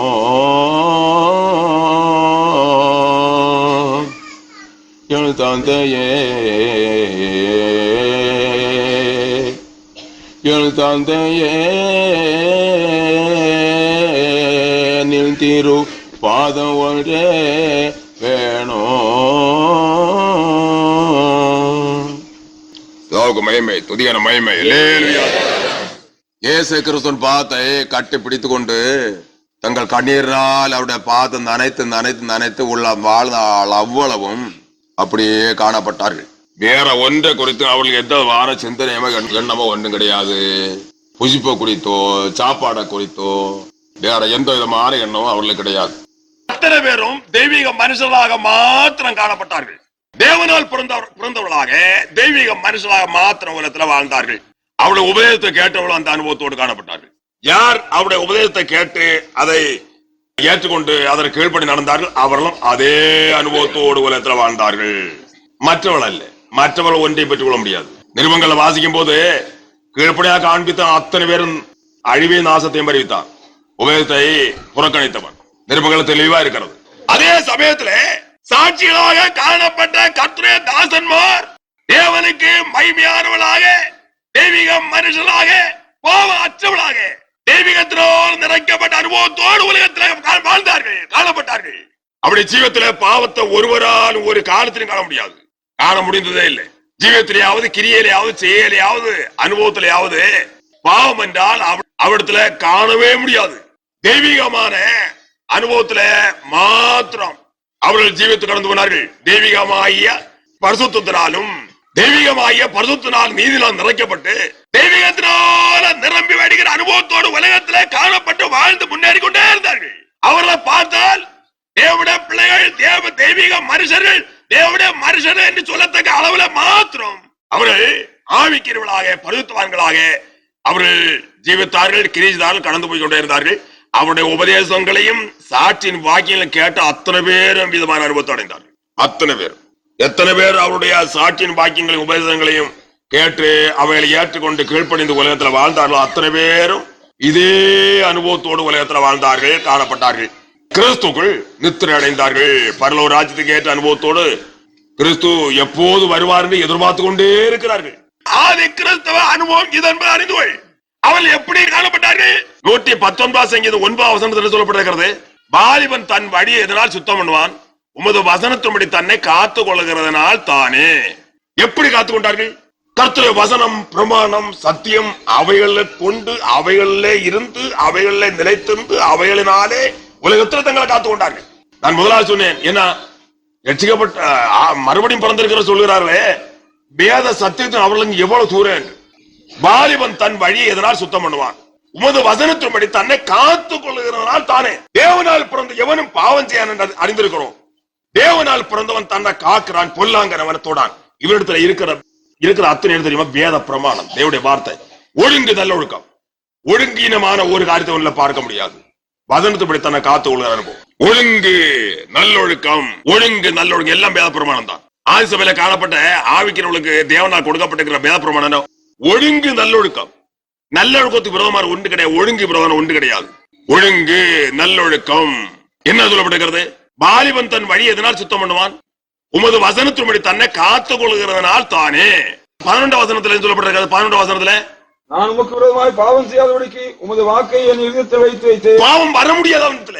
அவனுக்குள்ள இருக்கிற தேவனுடைய வார்த்தை, அவன் தேவனுடைய வார்த்தையினால நிறைக்கப்பட்டவன். 37 சங்கீதம் 31 வசனத்துல சொல்லப்பட்டிருக்கிறது. அவருடைய தேவன் அவருடைய வேதம் அவன் இருதயத்தில் இருக்கிற அவன் நடைகளை ஒன்று பிசகுவதில்லை. சும்மா பாவத்தில் விழுந்து கொண்டு கிடப்பானா? ரட்சிக்கப்பட்டவன், மறுபடியும் பிறந்தவன். ரட்சிக்கப்பட்டானாம், ஆவிக்குரியவனாம், பரிசுத்தவானாம், பாவத்துல விழுந்து விழுந்து கிடப்பானா? இதான் அனுபவம். 37 32 அவனுடைய தேவன் அருளிய வேதம் அவன் இருதயத்தில் இருக்கிறது, அவன் நடைகளில் ஒண்ணு பிசகுவதில்லை. நடையில ஒரு பிசகு கூட கிடையாது. 33 வருஷம் வரை ஆகுது நான் ரட்சிக்கப்பட்டு. 33 வருஷம் வரை சும்மா என்னவோ சொல்லிக்கொள்வார், 7 வருஷத்துக்கு மேல் போகாது. 7 வருஷம் 14 வருஷம் ஒரு மனுஷன் பெரிய அளவுல உபதேசம் பண்ணி ரொம்ப பெரியவனை போல அந்த காலத்துல நடித்த ஒரு மனுஷன் என்ன சொல்லுகிறான், நாங்கெல்லாம் அந்த காலத்துல பெரிய குருவை போல மதித்தோம். ஒரு வகைக்கு உதவாது, ஒரு அனுபவம் கூட கிடையாது. நானெல்லாம் அந்த காலத்துல அந்த மனுஷன் ரொம்ப மதித்தேன். அதே விதத்துல அந்த மனுஷன் சொல்றது, சோதனை பிடித்து கொண்ட தம்பி, அது என்ன அப்படி என்று கேட்டேன். அது என்ன அப்படி, வருஷம் ஆகிவிட்டது இல்ல, வருஷம் ஆகிவிட்டதே, இனி என்ன அப்படி 10 வருஷம் 14 வருஷம் ஆகிட்டு இல்லையா, இனி இப்படிதான் போவேன், இனி கருத்து ஒரு மறிமானா பொல்லாத சாத்தாரோட சொந்த 10 வருஷம் 14 வருஷம் ஆயிட்டு தம்பி, இனி இப்படிதான் போவேன், பின்ன மறிவானா, கருத்து ஒரு மறிவானா. 7 வருஷம் 14 வருஷத்துக்கு மேல பின்ன போகாதான். இதான் ஒரு கூட்டம் ஜனங்களுக்கு ஆவிக்குரிய ஜீவம் என்றால், ரட்சிப்பென்றால், பரிசுத்த ஜீவத்தின் அனுபவம் என்றால் தெரியாத ஒரு கூட்டம் சாத்தானால் வஞ்சிக்கப்பட்டவர்கள். நான் யோசித்தேன், அப்படி ஒருவேளை இருக்க கூடுமோ என்று. அப்படி ஒண்ணு கிடையாது. சோதனை வந்துட்டு தம்பி, என்ன காரணம், அது வருஷம் ஆகிவிட்டது இல்லவா, எவ்வளவு என்ன வருஷம், 10 வருஷம் 7 வருஷம் 10 வருஷம் 14 வருஷம் ஆயிட்டு இல்லையா, இனி இப்படிதான் என்று. சாத்தான சோதனை வந்த ஒருத்தரும் தப்ப முடியாது தம்பி. சாத்தானுங்க சோதனை, சாத்தானுங்க. நான் முதலாக சொன்னேன் சாத்தான் எப்படி இருப்பான் என்று. ஆவிக்கிறவனை காணும்போது சாத்தான் எப்படி இருப்பான் என்று நான் முதலாக சொல்லி போட்டேன். ஆவிக்கிறவன் என்றால் யாரு, சாத்தானுடைய நிலைமை எப்படி இருக்கு என்று. 32 33 வருஷம் வரை ஆகிறது ரட்சிக்கப்பட்டு. என்னுடைய ஜீவத்தில் ரட்சிக்கப்பட்ட நிமிஷம் முதல் என்னுடைய பரமபிதா பரிசுத்தமான வழியில் நடத்தி கொண்டே இருக்கிறார். ரட்சி விரோதமாக ஒன்றையும் ஒருவரும் காணவில்லை. ஆவிக்கிற ஜீவத்துக்கு விரோதமான ஒன்றையும் ஒருவரும் காணவில்லை. தெய்வீகத்துக்கு விரோதமான ஒன்றையும் ஒருவரும் காணவே முடியாது, கண்டதும் இல்லை, காண முடியாது. ஆதி கிறிஸ்து அனுபவம் இது. ஆண்டவர் எல்லாவற்றையும் தெளிவா பேசி அறிவித்து, மகனே இவருடைய பேச்சையெல்லாம் நீ மனதில் வைக்க வேண்டாம், ஒன்றையும் நம்பாதே, சந்தோஷமாயிரு, பயப்படாதே, நான் கூட இருக்கிறேன், நான் உன்னை வழி நடத்துகிறேன், நான் கூட இருக்கிறேன், நான் உன்னை வழி நடத்துகிறேன். அவ்வளவுதான். இனி எத்தனை விஷயம். ஆகினாலே இவ்விதமாக ஒரு கூட்டம் ஜனங்கள் உலகத்துல காணப்படுவார்கள். அவர்கள் யார் தெரியுமா? ஆவிக்கிற ஜீவம் என்றால் என்ன என்று அறியாதவர்கள். ஆவிக்கிற மறுபடியும் பிறக்கிற அனுபவம் என்றால் 5வது படியில வருகிறது. 5வது படியில வரும்போது மறுபடியும் பிறக்கிறான். இந்த 5 படியும் சேர்த்து ரட்சிப்பு என்று பொதுவாக சொல்லலாம், சுருக்கமாக பொதுவாக சொல்லலாம். ரட்சிப்பு 5 படியும் சேர்த்து ரட்சிப்பு என்று பொதுவாக சொல்லலாம், சுருக்கமாக ரட்சிப்பு. பூர்ணமான ரட்சிப்பு சொல்லலாம். ரட்சிப்பு என்றால் அதுக்கு அர்த்தம் தெரியுமா? ரட்சிப்பு என்றால் பாவம், சாபம், அழிவு, கேடு, நியாயத்தொர்ப்பு எல்லா விதமான சகல கேட்டிருந்தும் விடுதலை பெற்றான் என்பது. நீ ரட்சிக்கப்பட்டிருக்கிறியா என்று கேட்டால் இந்த 5 படியாய் அனுபவங்களை சேர்த்து கேட்கிற ஒரு கேள்வி. நீ ரட்சிக்கப்பட்டிருக்கிறியா என்று கேட்கிற கேள்வி சுருக்கமாக ஒரே வார்த்தையில அடங்கி இருக்கிறது, ரட்சிப்பு. அதே போல ரட்சிப்பு என்று பிரித்து சொல்லும் போது ரட்சி வேற, பிரித்து சொல்லும் போது ரட்சி வேற இருக்கிறது. அது சுருக்கமா சொன்னா ரட்சிப்பு சொல்லும் போது இந்த அத்தனை படி இதுக்குள்ள அடங்கி இருக்கிறது. எப்படி? நான் முதலாக சொன்ன மாதிரி பாவம், சாபம், அழிவு, கேடு, நேயத்தொரு விப்பீதமான சகல கேட்டிலிருந்தும் நீங்களாகி விடுதலையாக்கப்பட்டவன் என்பது அவருடைய பொருள். அதனால அதை ரட்சிப்பு என்று சொல்லலாம். அதே சமயத்தில் பிரித்து சொல்லும் போது 5 படி சொல்லப்பட்டிருக்கிறது. 5 படி தேவனால் பிறக்கிறது என்றால் 5வது படிதான் மனம் திரும்புதல், பாவ மன்னிப்பு, ரட்சிப்பு, குணப்படுதல், மறுபிறப்பு. இதான் தேவனால் பிறக்கிற அனுபவம். 1ஆம் படி மனம் திரும்புதல், 2ஆம் படி பாவ மன்னிப்பு, 3ஆம் படி ரட்சிப்பு, 4ஆம் படி குணப்படுதல், 5ஆம் படி மறுபிறப்பு. இந்த 5ஆம் படியில வரும்போது மனுஷன் என்ன செய்யறான்? தேவனால் பிறக்க அனுபவத்தை அடைந்து கொள்ளுகிறான். 5 படியில இருந்து அவன் 1 2 3 4 5ல யாரு வரணும்? இந்த 5ல 1ஆம் படியில இருந்து 2ஆம் படியில வர வேணுமானால் 1ஆம் படி துப்புரவான அனுபவத்தோடு அவன்ல வர வேணும். துப்புரவான அனுபவம். அறவரையான மனம் திரும்புதல் வருகிற அடுத்தபடிக்கு போகிறது இல்லை, அங்கே இருந்து கொண்டிருப்பான். துப்புரவான ஒரு அனுபவம், துப்புரவான அனுபவம். மனம் திரும்புதல் அவன் துப்புரவான அனுபவத்தோடு அவன் காணப்பட வேணும். மனம் திரும்புதல். மனம் திரும்புதல் என்ன? வேதத்துல நாம் வாசிக்கும் போது ஏசாயா தீர்க்கதரிசனம் 55ஆம் அதிகாரம் 7வது வசனத்தை சொல்லப்பட்டிருக்கிறது. துன்மார்க்கன் தன் வழியையும் அக்கிரமக்காரன் தன் நினைவுகளையும் விட்டு கர்த்தரிடத்தில் திரும்ப கடவன், அவர் அவன் மேல் மனதுருகுவார். நம்முடைய தேவனிடத்திற்கே திரும்ப கடவன், அவர் மன்னிக்கிறது தயவெடுத்திருக்கிறார். அப்போது இவன் என்ன செய்ய வேணும்? மனம் திரும்ப என்ன? அவருடைய துன்மார்க்கன் தன் வழி பாவ வழியை விட்டு தன்னுடைய அக்கிரமமான அந்த சிந்தனையை விட்டு தேவனிடத்திலே திரும்பி வருகிறது. தேவனிடத்திலே வருகிறது. தேவனை விட்டு தூரம் போய் கொண்டிருக்கிறார். தேவனுடைய வழி, அதாவது உதாரணமா சொன்னால் தேவனுடைய வழி இப்படியே போகிறதுன்னு வைத்துக் கொள்ளுங்கள். இப்படியே போறது தேவனுடைய வழி என்று வைத்தால் இது நேர மாறான வழி, அந்த பாவ வழி என்றால் அது வேறொரு வழி. தேவனுடைய வழி இப்படி என்றால் மற்ற வழி இப்படி. இதே மாதிரி வித்தியாசம். தேவனை விட்டு அகன்று அவன் பாவ வழியிலே சென்று தன்னை கெடுத்துக் கொண்டே இருக்கிறான். இவ்விதமாக தன்னை கெடுத்துக் கொண்டே இருக்கிற ஒரு மனுஷன் மனம் திரும்ப வேண்டும் என்று கர்த்தர் சொல்லுகிறார். மனம் திரும்ப சொல்லும் போது அவன் தன்னுடைய பாவ வழியை விட்டு தன்னுடைய அக்கிரமமான நினைவுகள் சிந்தனையை விட்டு அவன் திரும்பி தேவனிடத்தில் வருகிறான். அவன் பாவ வழியிலே சென்று கொண்டிருந்த காலம் வரையிலும் தேவ கோபத்துக்கு ஏதுவான காணப்பட்டு கொண்டிருந்த இந்த மனுஷன் எப்போ தேவனிடம் திரும்பி இருக்கிறானோ உடனே தேவன் மனது உருகிறார் அவரிடத்துல. எவ்வளவு விசேஷம் என்று கவனித்து பாருங்க. வசனத்தை வாசியுங்கள். துன்மார்க்கன் தன் வழியையும் அக்கிரமக்காரன் தன் நினைவுகளை விட்டு கற்றெடுத்து திரும்ப கிடவன் அவர் அவன் மேல் மனதுருகுவார். உடனே தேவனுக்கு ஒரு உருக்கம் ஏற்படுகிறது. அதுவரையிலும் அவன் அவருக்கு கோபத்து மேல் கோபத்தை மூட்டும் தன்மையுடையவனா இருக்கிறான். பாவம் என்ற தேவனுடைய பார்வையில் அது அசுத்தமும் அருவருப்புமானது. அசுத்தம் அருவருப்பு தேவனுடைய மனஸ்தாவ துக்கத்தையும் கோபத்தையும் மட்டும் செய்ய பாவம் என்றார். தேவன் மகா பரிசுத்தார். அவ்வளவு தூரம் தேவ கோபத்துக்கு ஏதுவான கிரியக்காரனா காணப்பட்டு கொண்டிருக்கிற மனுஷன் எப்போது திரும்பி தேவனத்தில் வருகிறானோ உடனே தேவன் என்ன செய்கிறார்? அவனுக்கு நேரா இருந்த கோபத்தை மாற்றி மன உருக்கத்தோடு காணப்படுகிறார். மனது உருகிறார். திரும்பி வந்துட்டானே என்று தேவன் மனது உருகிறார் அவன் மேல். நம்முடைய தேவனத்துக்கே திரும்ப கடவன் அவர் மன்னிக்கிறது தயப்படுத்திருக்கிறார். உடனே மன்னிப்பு அளிக்கிறார். அடுத்தது படி மன்னிப்பு. துன்மார்க்கன் தன் வழியையும் அக்கிரமக்காரன் தன் தினங்களையும் விட்டு கர்த்தரிடத்தில் திரும்ப கடவன் அவர் அவன் மேல் மனதுருவார். நம்முடைய தேவனிடத்துக்கே திரும்ப கடவன் அவர் மன்னிக்கிறது தயப்படுத்திருக்கிறார். அப்போது முதலாம் படியாகிய அந்த மனம் திரும்புதல் சொல்லும் போது அவன் தன்னுடைய சுய வழியை விட்டு பாவ வழியாகிய சுய வழி, சுய சிந்தை, சுய அந்த எண்ணங்கள் எல்லாம் விட்டு கொண்டு என்ன செய்யறான்? தேவனிடத்துல திரும்பி வருகிறான். தேவனுடைய திரும்பி வந்து என்ன செய்யறான்? தன்னை அப்படியே தேவனுடைய பாவத்துல படைத்து விடுகிறான். அதான் மனம் திரும்புது. தேவனுடைய பாவத்துல அப்படியே ஒப்புவித்து விடுகிறான். தேவனிடத்துல ஒப்புவித்து தேவனுடைய பாவத்துல அப்படியே படைத்து விடுகிறான். அதான் மனம் திரும்புது. இனி நான் என்னுடைய வேணும் அல்ல, என்னுடைய சுய ஆலோசனைப்படி என்னுடைய பாவ வழியிலே என்னுடைய சுய நினைவுல நான் ஜீவிக்கிற வேண்டியவனும் அல்ல. நான் இனி என்னுடைய விருப்பத்தின்படி நான் ஒன்றுமே செய்கிறது இல்லை. இன்று முதல் உம்முடையவன் என்று அவன் அப்படியே அவருடைய பாவத்துல படைத்து அப்படியே ஒப்புவித்து விடுகிறான். அப்படியே ஒப்புவித்து பாவத்துல படைத்து விடுகிறான். அதான் மனம் திரும்பல். அப்போ இந்த மனம் திரும்பல் என்ன வருகிறது? துப்புரவான அனுபவம் உண்டாக வேணும். துப்புரவான அனுபவம். வேதத்துல வாசிக்கும் போது கள்ளத்தனமா மனம் திரும்பலும் கூட உண்டு என்று வேதம் சொல்லுகிறது. வேதத்துல கர்த்தர் சொல்லி இருக்கிறார்.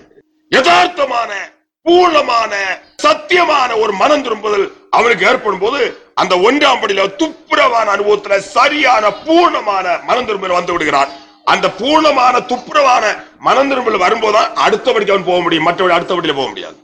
பூர்ணமான துப்புரவான ஒரு மனம் திரும்புதல் அவனுக்கு ஏற்படும் போது அவன் அடுத்தபடியில போக அவன் யோக்கியது உள்ளவனா தகுதி உள்ளவனா மாறுகிறான். அடுத்தபடி என்ன? பாவ மன்னிப்பு. கர்த்தராகிய கிறிஸ்து இயேசு ரட்சகரா உலகத்தில் இருந்த காலத்துல முதலாவதாய் அவர் எப்படி பிரசங்கம் பண்றார் நாம் வேதத்துல படிக்கிறோம். மத்தேயு சுவிசேஷம் 4:17 வசனத்தை வாசிக்கும் போது என்ன சொல்லப்பட்டிருக்கிறது? அது முதல் இயேசு மனம் திரும்புங்கள் பரலோக ராஜ்யம் சமீபத்தில் இருக்கிறது என்று பிரசங்கிக்க தொடங்கினார் என்று சொல்லப்பட்டிருக்கிறது. முதலாவதாக கிறிஸ்து இயேசு பிரசங்க ஆரம்பித்தார். எப்படி எதை பேசுகிறார்? மனம் திரும்ப ஒன்றாம் படி தான் பேசுகிறார். அது முதல் இயேசு மனம் திரும்புகள் பரலோக ராஜ்யம் சமீபத்தில் இருக்கிறது என்று பிரசங்கிக்க தொடங்கினார் என்று சொல்லப்பட்டிருக்கிறது. மார்க்கு சுவிசேஷம் 1:15 சொல்லப்பட்டிருக்கிறது. காலம் நிறைவேறிட்டு தேவனுடைய ராஜ்யம் சமீபமாயிற்று, மனம் திரும்பி சுவிசேஷத்தை விசுவாசியுங்கள் என்று பிரசங்கம் பண்ணினார் என்று சொல்லப்பட்டிருக்கிறது. காலம் நிறைவேறிட்டு தேவனுடைய ராஜ்யம் சமீபமாயிற்று, மனம் திரும்பி சுவிசேஷத்தை விசுவாசியுங்கள் என்று பிரசங்கித்தார். முதலாம் படி என்ன? மனம் திரும்புதல். மனம் திரும்புதல் துப்புரவான ஒரு அனுபவத்தோடு பூர்ணமான ஒரு அனுபவத்தோடு அவன் திரும்பி தேவனிடத்தில் வரும்போது அடுத்தபடியிலே அவன் போக ஏற்ற தகுதி உள்ளவனா இருக்கிறான். அடுத்தபடி என்ன? பாவ மன்னிப்பு. லூக்கா சுவிசேஷம் 7:48 வாசிக்கும் என்று சொல்லப்பட்டிருக்கிறது.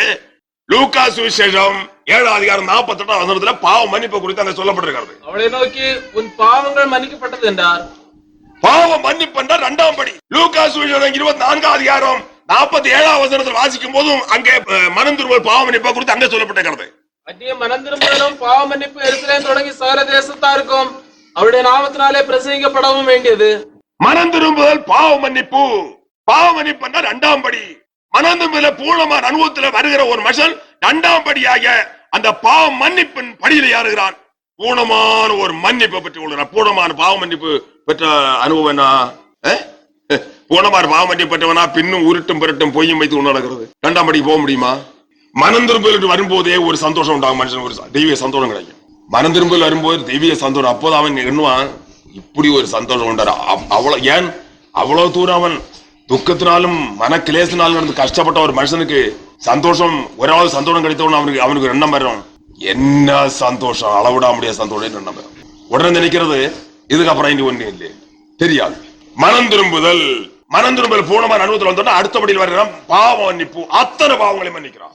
அன்றைய மனம் திரும்புதலையும் பாவ மன்னிப்பையும் குறித்து எருசலேம் தொடங்கி சகல தேசத்தாருக்கும் பிரசங்கிக்கப்படவும் அவருடைய நாமத்தினால பிரசங்கிக்கப்படவும் வேண்டியது. மனம் திரும்புதல் பாவ மன்னிப்பாகிய இந்த அனுபவங்கள், மனம் திரும்புதல் பாவ மன்னிப்பு அத்தனை பாவங்களையும் மன்னிக்கிறார். அத்தனை பாவங்களையும் மன்னிக்கிறார். என்ன சொல்லப்பட்டிருக்கிறது?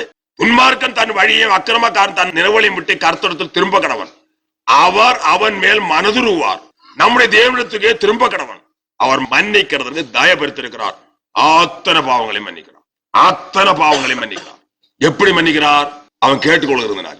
கேட்கிறவனுக்கு கொடுக்கப்படும், கேட்கிறவன் கிடையாது. அத்தனை பாவங்களையும் அவன் ஆண்டவரத்தை சொல்லி மன்னிப்பு கேட்கிறான். என்னென்ன பாவங்கள் செய்தானோ அத்தனை பாவங்களையும் கர்த்தர் சொல்லுகிறான். நான் என்ன பாவம் செய்தேன், இன்ன பாவம் செய்தேன், இன்ன பாவம் செய்தேன், இனி செய்ய மாட்டேன், இனி செய்ய மாட்டேன். எப்போதும் பிரதிஷ்டை, உடன்படிக்கை, அறிக்கை, மன்னிப்பு கேட்குதல், அதோடு சேர்ந்து பிரதிஷ்டையும் உடன்படிக்கையும் கூட சேர்ந்து வருகிறது, வர வேணும். உடன்படிக்கை பிரதிஷ்டை 2 ஒன்றுதான். அது நான் இனிமேல் பாவம் செய்ய மாட்டேன், இனிமேல் உமக்கு பிரிய இல்லாத எந்த காரியம் செய்ய மாட்டேன், உமக்கு பிரிய பாவமாவது மீறுதலாவது ஒன்றுமே செய்ய மாட்டேன். இனி நான் என்னுடைய விருப்பத்தின்படி நான் ஜீவிக்கவே மாட்டேன். என்னுடைய சொந்த ஆலோசனை விருப்பத்தின்படியாக என்னுடைய இஷ்டத்தின்படியாக நான் நடக்க மாட்டேன், ஜீவிக்க மாட்டேன். இனிமேல் உம்முடையவனாக மாத்திரம், உமக்கு பிரியமானவனாக மாத்திரம், உமை சித்தம் செய்கிறவனாக மாத்திரம், உமக்கு உகந்தவனாக உமது பிள்ளையாக மாத்திரம் ஜீவிப்பேன் என்று அந்த உடன்படிக்கையும் பிரதிஷ்டை உடன்படிக்கை ஒன்றுதான். இதையும் சொல்லி அவன் பாவத்தை, ஒவ்வொரு பாவத்தையும் அவன் அரைக்க பண்ணுகிறான். அவன் யதார்த்தமாக அவன் பாவங்களை அரைக்க பண்ணி கொண்டிருக்கிற சமயத்துல என்ன வருகிறது தெரியுமா? பரிசுத்தாவுடைய கிரியை இன்னும் அதிகமா அவனுக்குள்ள உண்டாகிறதுனால மறைந்து கிடக்கிற பாவம் அத்தனை ஞாபகத்துல வரும். அவனுக்கு எத்தனை பாவங்கள் அவனுக்கு மறைந்து கிடக்கிறதோ அத்தனை பாவங்களையும் பரிசுத்தாவியார் ஒரு கிரியை செய்து வெளிப்படுத்துவார். ஒரு ஒற்றை பாவமாவது அவனுக்கு ஞாபகத்தில் வராம இருக்க முடியாது. அது ஏன்? அது தேவனுடைய கிரியை. தேவன் அப்படி கிரி செய்கிறார். அவனுக்கு பூர்ணமான மன்னிப்பை கொடுக்க முடியாத சித்தம் கொண்டு பரிசுத்த ஆவியார் கொண்டு அவர் கிரி செய்து சகல பாவங்களும் அவனுக்கு வெளிப்பட்டு வருகிறது. ஒவ்வொரு பாவத்தையும் அவன் அறிக்கை பண்ணி மன்னிப்பு கேட்கும் போது அந்த பாவம் மன்னிக்கப்பட்டு அது காணாம போகிறதாக அவனுக்கு அனுபவத்துல கண்ணார காண முடியும். அப்படியே ஞாபகத்தில் இல்லாத பாவங்கள் அத்தனையும் ஆண்டவர் பரிசுத்த கொண்டு வெளிப்படுத்தி கொடுக்கிறாரு. அத்தனையும் மன்னிப்பு கேட்கிறான். மன்னிப்பு கேட்கிற சமயத்துல அந்த பாவங்கள் மன்னிக்கப்பட்டு அவனை விட்டு நீங்கி எங்கேயோ போகும். மன்னிப்பை பூர்ணமா பெற்றுக் கொள்கிறான். பூர்ணமான துப்புரவான பூர்ணமான மன்னிப்பு பெற்ற பிறகு அடுத்தபடி என்ன செய்கிறான்? 3ஆம் படியில வருகிறான், ரட்சிப்பு. பாவ மன்னிப்பை பூர்ணமா பெற்றுக் கொண்டு வர பிறகுதான் 3ஆம் படி ரட்சிப்புல வர முடியும். இங்க பூர்ணம் இல்ல, குறை என்றால் அடுத்தபடி போக முடியாது. அப்படிதான் இங்க சில ஆவிக்கிற உலகத்துல நடந்து கஷ்டப்பட்டு கரணம் அடிக்கிறது. அந்த மன்னிப்புல பூர்ணம் எப்போது வருகிறதோ அவனுக்கு தான் யார் எப்போது பெற்றுக் கொள்கிறான் அவன் தான் அடுத்தபடியில போவான். 3ஆம் படி என்றால் என்ன? ரட்சிப்பு. அதை குறித்து என்ன சொல்லப்படுகிறது? ரட்சிப்பை குறித்து அப்போஸ்தலருடைய புஸ்தகம் 4ஆம் அதிகாரம் 12ஆம் வசனம் இருக்கிறது. அவராலே வேறொருவராலும் ரட்சிப்பு இல்லை. நாம் ரட்சிக்கப்படும்படிக்கு வானத்தின் கீழங்கும் மனுஷர்களுக்குள்ளே அவருடைய நாமமே இல்லாமல் வேறொரு நாமம் கட்டளையிடப்படவும் இல்லை என்றான். அவரால் அன்றி வேறு ஒருவரால் ரட்சிப்பு இல்லை. நாம் ரட்சிக்கப்படும்படிக்கு வானத்தின் கீழங்கும் மனுஷருக்குள்ளே அவருடைய நாமே அல்லாமல் வேறொரு நாமம் கட்டளையிடப்படவும் இல்லை. ரட்சிப்பு என்றால் என்ன? பாவத்திற்கும் அவனுக்கு இருக்கிற தொடர்பு அற்று போக அனுபவம். அதான் ரட்சிப்பு. பாவத்துக்கும் அவனுக்கு பின்ன எந்த தொடர்பும் கிடையாது. தொடர்பு அற்று அனுபவம், விடுதலை. ரட்சிப்பு என்றால் விடுதலை. பாவத்துக்கு அவனே இருக்கிறதான தொடர்பு அற்று விடுதலை ஆக்கப்பட்டதுங்கிறது. அதான் ரட்சிப்பு. இந்த 3ஆம் படியாகிய ரட்சிப்புல பரிபூர்ணமான அனுபவத்தை எவன் பெற்றுக் கொள்ளாரோ அடுத்தபடிக்கு போகிறான். 4ஆம் படி என்ன? குணப்படுதல். இதுல எந்த படியில அறகுறை உண்டான அடுத்தபடி போக மாட்டான். அங்கே கிடந்து கொண்டிருப்பான். அங்கே தான் அடுத்தபடி போக முடியாது. அந்த ரட்சிப்பின் அனுபவத்தை சொந்தமாக்குறது கூட உடன்படிக்கையும் பிரதிஷ்டையும் அறிக்கையும் தான். என்ன ரட்சியும் பாவத்தில் ரட்சிக்கும் ஒவ்வொரு பாவத்தை சொல்லி நான் என்ன பாவம் செய்து அந்த பாவத்தில் ரட்சிக்க வேணும், எனக்கு இறங்க வேணும், ரட்சிக்க வேணும். எப்படி ஜெபம் பண்றது? தாழ்த்தி. தாழ்மை என்றால் ரொம்ப தாழ்த்துவான், ரொம்ப தாழ்த்துவான். ஆண்டவரே நான் பாவி, என்ன போல பாவி உலகத்திலே இல்லை. ஒவ்வொரு படிக்கும் முதல் படியாய மனம் திரும்புதல், இரண்டாம் படியாய மன்னிப்பு பெறுதல், மூன்றாம் படியாய ரட்சிப்படைதல், இது எல்லாவற்றுக்கும் ஒவ்வொரு படியிலையும் அவன் வரும்போது ரொம்ப தாழ்த்துவான், கண்ணீரோடு தாழ்த்துவான். அவன் தேவ சந்திப்பு உண்டாகி பரிசுத்தோட கிரியை ஏற்படும் போது அவன் இருதயம் எல்லாம் நொறுங்கி கண்ணீர் சிந்த ஆரம்பிக்கும். கண்ணீரோடு இருதயம் நொறுக்கலோடு ஆண்டவர் நோக்கி விண்ணப்பம் பண்ணுவான். அப்போதெல்லாம் அவன் எப்படி தாழ்த்துவான் தெரியுமா? ஆண்டவரே நான் பாவி, என்ன போல பாவி உலகத்துல இல்லை, என்ன போல துரோகி உலகத்துல இல்லை, என்ன போல அசுத்த பாவி, அருவருப்பான பாவி, துஷ்ட பாவி உலகத்துல இல்லை, உலகத்தில் உள்ள சகல பாவிகளை பாய்க்கும் பெரிய பாவின்னு தாழ்த்துவான். என்ன போல பிரதான பாவி, பெரிய பாவி உலகத்துல இல்லை, நான் பாவி, நான் பாவி, உம்மை கொலபாதகம் செய்த பாவி, உம்மை சிலுவையில் அறைந்த பாவி நான், என்னுடைய பாவமே நானே நீர் சிலுவையில மறைக்க காரணமா இருந்து மகா பரிசுத்தராகி நீர், சர்வ வல்லமை சர்வ அதிகாரியுடையராகி நீர், சர்வ சுற்றிக்கும் சுற்றிகர்த்தாவாக, மகா உன்னதமானவராக, மகா பெரியவராக, மகா மகிமையான மாசற்ற மகா பரிசுத்த தேவனாய் உம்மை சிலுவையில் அறைந்தது நான், என்னுடைய பாவமே நீர் மறிக்க காரணம் நானே, உம்மை சிலுவையில் அறைய காரணமா இருந்த துரோகி, யூதாசை விட கேட துரோகி நானே, உம்மை சிலுவையில் அறிந்து கொலை செய்த துரோகி என்று தாழ்த்துவான். கண்ணீரோடு தாழ்த்துவான், கண்ணீரோடு புலம்பலோடு விதமா தாழ்த்துவான். நான் யூதாசை விட கேட்ட துரோகி, என்ன போல துரோகி உலகத்துல இல்லை, நான் துரோகி, நான் துரோகி, துரோகி துரோகி துரோகி என்றால் அவனுக்கு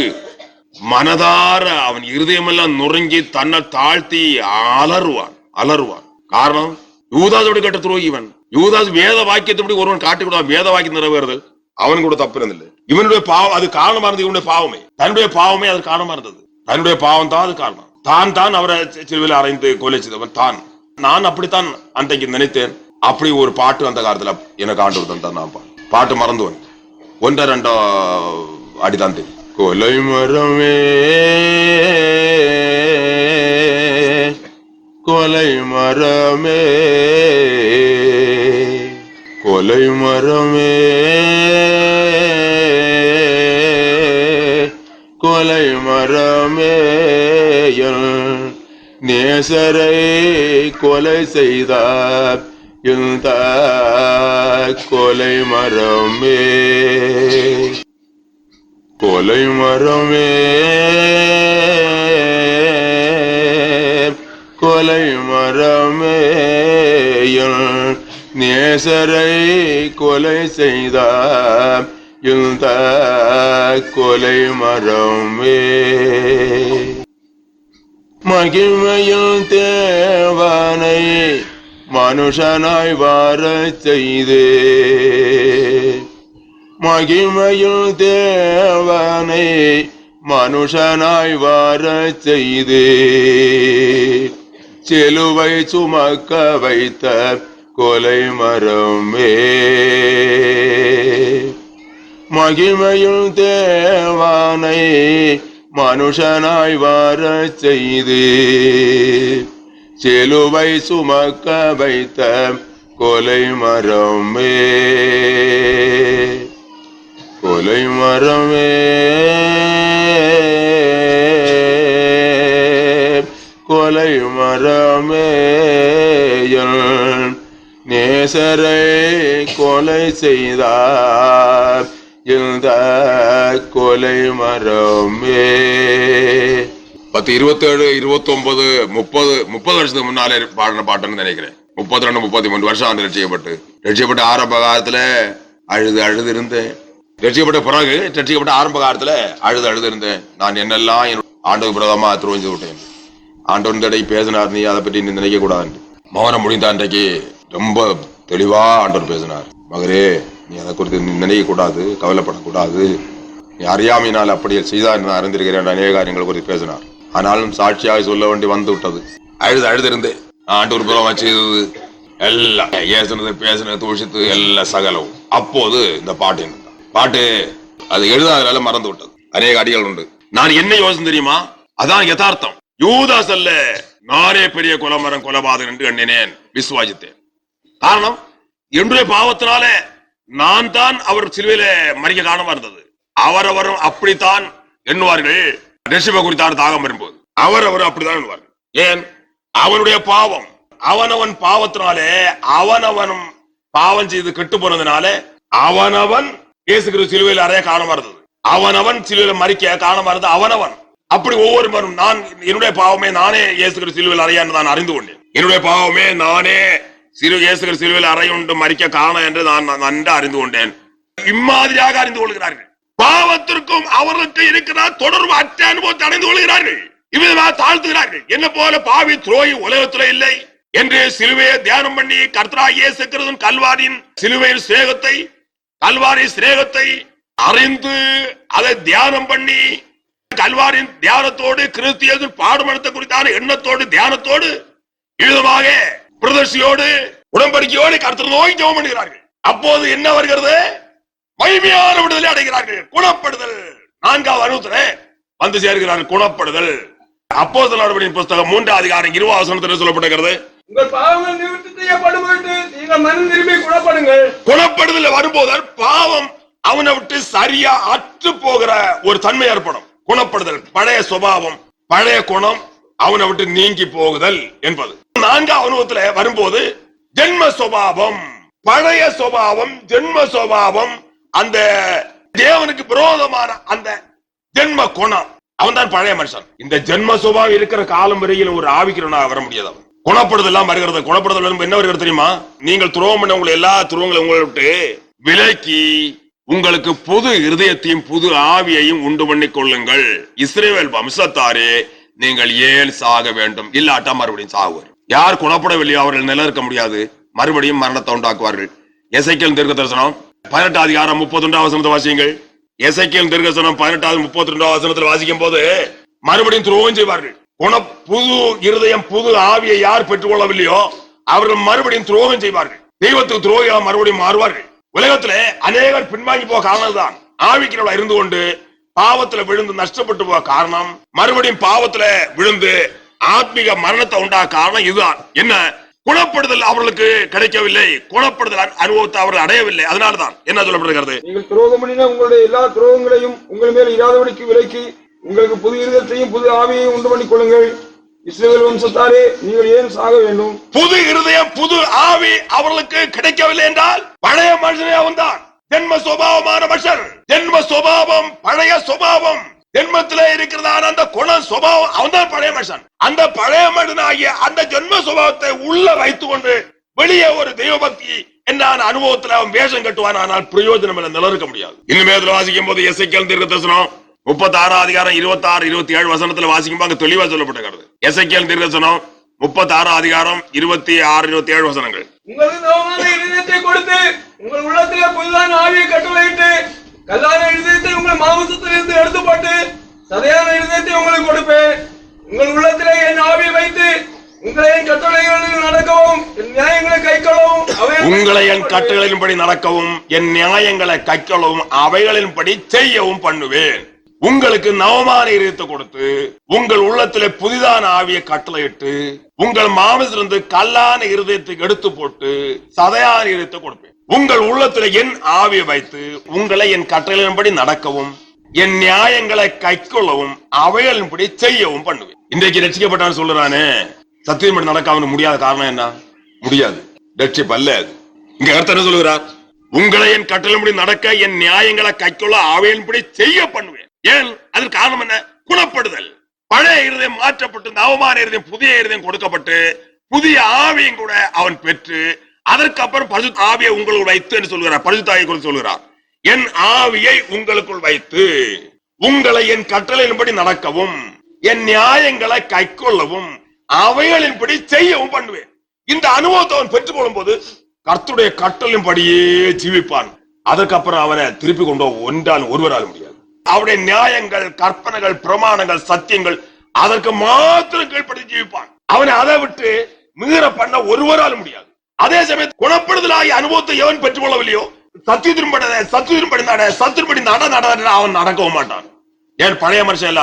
பழைய மனுஷனுக்கும் இந்த தேவனுடைய கற்பனைக்கும் வெகு தூரம். தேவனுடைய கற்பனை என்றால் அது மகா பரிசுத்தமானது. பரிசுத்தமான கற்பனைக்கும் இந்த பழைய மனுஷனாகிய ஜென்மசோகமாகிய மனுஷனுக்கும் வெகு தூரம். ஒருபோதும் அந்த தேவனுடைய கற்பனையாகிய வசனங்களுக்கும் வார்த்தைகளுக்கும் இவனுக்கும் ஐக்கியமான அனுபவம் வரவே முடியாது. இவன் தேவனுக்கு சத்ரு. தேவனு சத்ருவான தேவனுடைய கற்பனை சத்ருவா இருக்கிறான். தேவனுடைய கற்பனைக்கு இவனுக்கும் வெகு தூரம். இவ்விதமான அனுபவத்தோடு இருக்கிற காலம் வரையிலும் அவன் ஒரு ஆவிக்கிறவன் என்ற அனுபவத்துக்கு வர முடியாது. நவமான இனத்தை உங்களுக்கு கொடுத்து புதிதான ஆவியை உங்கள் உள்ளத்துல கட்டளையிட்டு, புதிய இருதயம் புதிய ஆவி, புதிதான ஆவியை உங்கள் உள்ளத்துல கட்டளையிட்டு, கல்லான இருதயத்தை உங்கள் மாமத்தில் எடுத்து போட்டு, துஷ்ட இருதயம், கடுகடுத்த இருதயம், உதவாத்த இருதயம், கல்லான இருதயம், கற்பார போல இருக்கிற இருதயத்தை மாற்றி போடுவார். கற்பார போல துஷ்டத்தனம் நிறைந்ததான இறக்கப்பட்ட இருதயம், அதான் கல்லான இருதயம். கல்லான இருதயத்தை உங்கள் மாமத்தில் எடுத்து போட்டு சதையான அன்பு நிறைந்த தெய்வீக அன்பினால் நிறைக்கப்படும் இரக்கம் நிறைந்த அன்பு நிறைந்த இருதயம் சதையான இருதயம். கல்லான இருதயத்தை உங்கள் மாமத்தில் எடுத்து போட்டு சதையான இருதயத்தை உங்களுக்கு கொடுப்பேன். அடுத்தபடி சொல்கிறார், என் ஆவி பரிசுத்த ஆவி, என் ஆவியை உங்கள் உள்ளத்தில் வைத்து உங்களை என் கட்டளையின்படி நடக்கவும் என் நியாயங்களை கைக்கொள்ளவும் அவைகளின்படி செய்யவும் பண்ணுவேன். இவ்விதமான அனுபவத்தை புதிய இருதயம் புதிய ஆவியை அவன் பெற்றுக்கொள்ளும் போது, அடுத்தபடி தேவாவினால் கூட அவன் அபிஷேகம் பண்ணப்படும் போது அவன் என்ன செய்ய தெரியுமா? எப்போதும் தேவனுடைய கற்பனைப்படியே, கட்டளின்படியே, சத்தியத்தின்படியே, நியாயத்தின்படியே, பிரமாணத்தின்படியே நடக்கிறான், ஜீவிக்கிறான், எல்லாரும் செய்கிறான். அதற்கு அப்புறம் அவன் வேற ஒன்று செய்ய அவனால முடியாது. அதே சமயத்துல இவ்விதமான குணப்படுதல் அனுபவத்தை பெற்றுக்கொள்ள ஒரு மனுஷனை கட்டளின்படி நட, பிரமாணத்தின்படி நட அவனால முடியும் செய்யாது. அதனால நான்காவது அனுபவம் என்ன? குணப்படுதல். உங்கள் பாவங்கள் நிமிர்த்தி செய்யப்படும் பொருட்டு நீங்கள் மனம் திரும்பி குணப்படுங்கள். குணப்பட ஆக்கூடிய அனுபவத்தை குறித்து ரோமருக்கு 2:4-5 பயங்கரமான தேவகோபம் தான், நேயத்திற்கு தான் அவர்களுக்கு முடிவு. யார் குணப்படவில்லையோ, பட இருதத்தை வைத்துக் கொண்டு யார் இருக்கிறார்களோ அவர்கள் நியாயத்திற்கப்பட்டு நஷ்டப்பட்டு போவார்கள். ஏன்? அவர்கள் ஆவிக்கிறவர்களால் நிலைநிற்க முடியாது, ஆவிக்கிறவர்களால் ஜீவிக்க முடியாது. தெய்வீக மனுஷா தெய்வ பக்தர்களாக தேவனுக்கு பிரியமான அனுபவத்தில் அவர்கள் வழி நடக்க முடியாது, ஜீவிக்க முடியாது, கிரியை செய்ய முடியாது, பிழைக்க முடியாது. என்ன சொல்லப்பட்டிருக்கிறது? தேவனி குணப்படும்படி உன்னை ஏவுகிறது என்று அறியாமல் அவருடைய தயவு, பொறுமை, நீடிய சாந்தம் இவைகளின் ஐஸ்வர்யத்தை அசட்ட பண்ணுகிறாயோ? உன் மனக்கடினத்திற்கும் குணப்படாத இருந்தத்திற்கு ஏற்றபடி தேவனுடைய நீதியுள்ள தீர்ப்பு வெளிப்படும் கோபாக்கிய நாளிலே உனக்காக கோபாக்கியை குவித்துக் கொள்கிறாயே. எப்படி தப்ப முடியுமா? அல்லது தேவ தயவு நீ குணப்படும்படி உன்னை ஏவுகிறது என்று அறியா. எப்போதும் ஏவிக்கொண்டே இருக்கிற குணப்படு குணப்படு குணப்படு, ஜென்ம சுபாவத்திலிருந்து விடுதலை பெறு, பழைய மனுஷன் அடக்கம் பண்ணப்பட்டு புது சிட்டி அனுபவத்தை அடைந்து கொள், எழும்பு எழும்பு எழும்பு என்று ஏவிக்கொண்டே இருக்கிறார். அல்லது தேவ தயவு நீ குணப்படும்படி உன்னை ஏவுகிறது என்று அறியாமல் அவருடைய தயவு, பொறுமை, நீடிய சாந்தம் இவைகளின் ஐஸ்வர்யத்தை அசட்ட பண்ணுகிறாயோ? அசட்ட பண்ணுகிறாய். கர்த்தர் எப்போதும் குணப்படுதலாய் அனுபவத்தை பெற்றுக்கொள், குணப்படுதலை அனுபவத்தை பெற்றுக்கொள். ஜென்ம சுபாவம் நீங்கி, பழைய மனுஷன் நீங்கி, பழைய பாவ மனுஷன் உன்னை விட்டு அகன்று போய் குணப்படுதலாய் அனுபவத்தை பெறு, குணப்படுதலை அனுபவத்தை பெறுவர் என்று ஏவிக்கொண்டே இருக்கிறார். என்ன செய்கிறார் ஒரு கூட்டம் ஜனங்கள்? அவருடைய தயவு, பொறுமை, நீடிய சாந்தம் இவைகளின் ஐஸ்வர்யத்தை அசட்ட பண்ணுகிறார்கள். தேவன் என்ன செய்கிறார்? தயவு உடையவராக, பொறுமை உடையவராக, நீடிய சாந்தம் உடையவராக இருந்து கொண்டு ஏவிக்கொண்டே இருக்கிறார். நீடிய சாந்தமாக தயவு, பொறுமை, நீடிய சாந்தம் இவைகளாகிய ஐஸ்வர்யத்தை அவர் நிலைநிறுத்தி இவர்களை ஏவிக்கொண்டே இருக்கிறார், ஏவிக்கொண்டே இருக்கிறார். குணப்படு குணப்படு குணப்படு குணப்படு என்று. அதே மாதிரி இவர்கள் என்ன அசட்ட பண்ணுகிறார்கள். ஒரு கூட்டம் ஜனங்கள் அசட்ட பண்ணுகிறார்கள். அவருடைய நீடிய பொறுமை, சாந்தம், தயவு இவைகளாகிய இந்த ஐஸ்வர்யத்தை, இரக்கத்திலும் இரக்கமாய் ஐஸ்வர்யத்தை அசட்ட பண்ணுகிறார்கள். ஆகினா என்ன வருகிறது? குணப்படாத மனுஷன் அனுபவம் என்ன சொல்லப்படுகிறது? மனக்கடினம். தேவனுடைய வார்த்தை என்று அஞ்ச மாட்டான், பயப்பட மாட்டான், துணிகரான், துணிச்சல். அதன் காரணம் என்ன? சாத்தானுக்குள்ள வாசம் பண்ணி கொண்டிருக்கிறான். சாத்தோட வாசம் அது. பழைய மனுஷனுக்கு சாத்தானுக்கு தான் பெரிய உறவாட்டம். ஜென்ம சுபாவமாகிய பழைய மனுஷனுக்கும் அந்த சாத்தானுக்கு தான் உறவாட்டம், பெரிய தொடர்பு. சாத்தான் அவருடைய இருதயத்தை கண்டப்படுத்தி அவனை கெடுத்து தொலைத்து கொண்டே இருப்பான். குணப்படாத மனுஷனுடைய அனுபவத்தை குறித்து என்ன சொல்லப்படுது? இருதய கடனம். உன் மனக்கடனத்துக்கும் குணப்படா இருதயத்துக்கு ஏற்றபடி தேவனுடைய நீதியுள்ள தீர்ப்பு வெளிப்படும் கோபாக்கின நாளிலே உனக்காக கோபாக்கினை குவித்துக் கொள்கிறாயே. ஆவிக்குரிய அனுபவம் என்றால் என்ன? குணப்படுதல். குணப்படுதலாகிய நான்காவது அனுபவத்தில் வரும்போதுதான் என்ன வருகிறது? ஜென்ம சுபாவமாகிய பழைய மனுஷன் ஒரு மகிமையான விடுதலை. பழைய இருதயம் என்ன வருகிறது? பழைய இருதயத்துல பாவம் உற்பத்தி ஆகும் அனுபவம். மார்க்கு 7:21 முதல் வாசிக்கும் என்ன சொல்லப்பட்டிருக்கிறது? பழைய இருதயத்திலிருந்தான் பாவம் உற்பத்தி ஆகும் கர்த்தர் சொல்லுகிறார். பழைய இருதயம் பாவத்தை உற்பத்தி ஆகும் இருதயம். அந்த இருதயத்துல பாவம் உற்பத்தியா என்ன செய்யும்? மனுஷனை தீட்டுப்படுத்தும். அதே சமயத்துல பழைய இருதயம் எப்போ நீங்கி போய் நவமான இருதயம் கிடைக்கிறதோ பின்ன பாவ உற்பத்தி ஆவணத்துல கிடையாது. பாவ உற்பத்தி பின்ன அவனத்துல கிடையாது. முற்றிலும் ஆவிக்கிறவன் என்ற அனுபவத்துல வந்து விடுகிறான். அதை குறித்து நீதியின் மொழியின் புஸ்தகம் 4:23 சொல்லப்பட்டிருக்கிறது. எல்லா காவலோடும் உன் இருதயத்தை காத்துக்கொள், அதனிடத்திலிருந்து ஜீவ ஊற்று புறப்படும். மரண ஊற்று மாறி ஜீவ ஊற்று. நீதிமொழிகள் புத்தகம் 4 அதிகாரம் 23 வசனம். எல்லா காவலோடும் உன் இருதயத்தை காத்துக்கொள், அதனிடத்தில் நின்று ஜீவ ஊற்று புறப்படும். பாருங்கள், அங்கே மார்க்கு சுவிசேஷத்தில் என்ன சொல்லி இருக்கிறாரு? பாவ ஊற்று, பாவம் உற்பத்தி ஆகி மனுஷனை கொலை செய்யும். அந்த பழைய இருதயம் மாறுற உடனே என்ன வருகிறது? புதிய இருதயம். புதிய இருதயத்தில் என்ன உண்டாகுன்னு கர்த்தர் சொல்கிறார்? ஜீவ ஊற்று. மரண ஊற்றுல ஜீவ ஊற்று. பின்ன யாருக்கும் ஜீவனை உண்டாக்கும் ஊற்று அங்கே உற்பத்தி ஆகிக்கொண்டே இருக்கிறது. தனக்கு மாத்திரம் மற்றவர்களும் கூட, தனக்கு மாத்திரமா மற்றவர்களும் கூட ஜீவனை உண்டாக்கும் ஊற்று ஊறி அங்கே வாய்ந்து கொண்டே இருக்கிறது. ஜீவ ஊற்று. எல்லா காவலோடும் உன் இருதயத்தை காத்துக்கொள், அதனிடத்தின்று ஜீவ ஊற்று புறப்படும். மகிமை, துதியான மகிமை. கர்த்தராகிய இயேசு கிறிஸ்து வரும்போது நீ அவருக்கு ஏற்ற பரிசுத்தவானா, நீ அவரை தரிசிப்பாயா? பரலோக வாசித்தானா? நீ பரலோக வாசியாக பரலோகத்தை சொந்தமாய் கொண்டவனாக உலகத்துல காணப்படுகிறாயா? அப்படிப்பட்ட அனுபவத்தோடு காணப்பட்டு நீ கிறிஸ்து இயேசு என்னை பரலோகராஜனோடு குடியேற்ற சீக்கிரம் வருவார் என்றார் எதிர்பார்ப்போடு நீ பிழைக்கிறாயா, வாடுகிறாயா என்பதை கண்டுபிடித்துக் கொள். இல்லாவிட்டால் உடனடியாக அனுபவத்தை பெற்றுக்கொள். இவ்விதமான ஆசீர்வாதங்களோடு உலகத்தில் பிழைக்கிறவர்கள் உலக பிரகாரமான நிலையிலும் ஒரு குறையும் இல்லாமல் தேவன் அவர்களை உலக பிரகாரமான நிலையும் கூட ஆசீர்வதிக்கிறார். இக ஒரு ஆசீர்வாதங்களை ஏராளம் பெற்று தேவனுக்கு மகிமையாக செல்வமாக உலகத்தில் பிழைக்கிறார்கள். தேவனால பாதுகாக்கப்பட்டு வழிநடத்தப்படுகிறார்கள். தேவனுடைய வரியை கேட்ட ஆயத்தோடு தேவனால காக்கப்படுகிறார்கள். கர்த்தராகிய கிறிஸ்து வரும்போது அவரை தரிசிப்பார்கள், அவருடைய ராஜ்யத்துல பிரவேசிப்பார்கள், சதாகால ஆளுகை செய்வார்கள். ஆகினாலே ஒவ்வொரு சமயத்திலும் கர்த்தர் பேசி அறிவிக்கிறதான வார்த்தைகளை விசுவாசித்து அனுபவங்கள் அடைந்து கொள்ளத்தக்கதாக பெற்றுக் கொள்ளத்தக்கதாக ஜாக்கிரதையாயிருங்கள். கர்த்தர் ஆசீர்வதிப்பார். ஆமென். அன்புள்ள பிதாவே ஸ்தோத்திரம், நல்ல பிதாவே ஸ்தோத்திரிக்கிறோம். அன்புக்காக சிநேகத்துக்காக ஸ்தோத்திரம் செலுத்துகிறோம் பிதாவே. இன்றைய தினம் பேசி அறிவித்த திருவார்த்தைகளுக்காக ஸ்தோத்திரம். கேட்டா ஜனங்கள் உமது வார்த்தையை விசுவாசித்து போனமான கீழ்ப்படியோடு தங்கள் அவசியமான சகல ஆசீர்வாதங்களை சொந்தமாக ஜனங்கள் எல்லாருக்கும் கெஞ்சுகிறோம் பிதாவே. ஒவ்வொரு சமயத்திலும் பேசி அறிவிக்கிறார் வார்த்தையை விசுவாசி அவசியமான ஆசீர்வாதங்கள் அடைந்து கொண்டு உலகத்தில் வாழத்தக்கதாக ஆதிக்கிற சொல்ல போன்ற 60 வருடத்தில் பிழைக்கத்தக்கதாக வருகிற ஆயத்தோடு உலகத்திலே ஜீவித்தக்கதாக ஜனங்கள் எல்லாருக்கும் கெஞ்சுகிறோம் பிதாவே. ரோகிகளை சொத்தமாக முடிய பெட்டிகள் பிதாவே. பேபிசாலும் பாதிக்கப்பட்ட ஜனங்களை விடுவிக்க முடியாது, சொத்தமாக முடிய ஆரோக்கியப்படுத்த முடியாது, அடையாளங்கள் அற்புத நாமத்தை வயப்படுத்த கெஞ்சுறோம். தேவை அவசியமான சகல நன்மையும் சகல ஆசீர்வாதம் ஏராளமா கட்டளம் நாமத்தை வயப்படுத்தணும் பிதாவே. எல்லாரும் அளவில்லாமல் ஆசிரிக்க முடியாது கெஞ்சுறோம். வீட்டு போற ஜனங்கள் கொண்டு வந்து பாதுகாக்க முடியாது கெஞ்சுறோம் பிதாவே. ஏராளமான தூதன்மார் அனுப்பி கண்மணி போல பார்த்து வழியெடுத்து நாமத்தை மையப்படுத்தி கொண்டிருக்கிற அன்புக்காக அன்பு செயலுக்காக சோத்திரம். இன்னும் அதிகம் பார்த்து வழியெடுத்து நாமத்தை அதிகம் மையப்படுத்த சித்தவளர் இருக்கிற அன்புக்காக சோத்திருக்கிறோம் பிதாவே. இந்த தினம் பார்த்துக்காக சோத்திரம். இன்னும் ஜனங்கள் போகிற இடங்கள் எல்லாம் தூதன்மார் அனுப்பி கண்மணி போல ஜனங்கள் பாதுகாக்க முடியாது கெஞ்சுறோம் பிதாவே. பிரியாடத்துல கொண்டு வந்து பாதுகாக்க முடியாது கெஞ்சுறோம். ஊரும் பிராணிகள் மூலம் விஷயங்கள் மூலம் பொல்லாவிகள் மூலமோ பொல்லா ஜனங்கள் மூலமோ துஷ்டன்மார் மூலமோ எந்த விதமான சேதங்கள் கொண்டு பார்த்து வழிநடத்த முடியாது கெஞ்சுறோம் பிதாவே. சில ஆபத்து சால தீமைக்கு மேலே பாதுகாக்க முடியாது கெஞ்சுறோம். மழையினாலும் மஞ்சனாலோ காலமாட்டத்தினாலோ வேதனை அணுக்கினாலோ எந்த மாதிரி சேதங்கள் காத்தலும் நோயாளி வேதனை எந்த விதமான சேதங்களை ஒன்று அணுகாமல் எல்லாரும் பாதுகாக்க முடியாது கெஞ்சுறோம் பிதாவே. உமக்குள்ள மறைத்து ரத்தத்தில் மறைத்து அந்த மறைத்து பாதுகாக்க முடியாது கெஞ்சுறோம். சந்தோஷ சமத்தோடு தங்கள் குடும்பங்களிலே வீடுகளில் சென்று முடியாது அனுக்கிரச்சிடலாம்.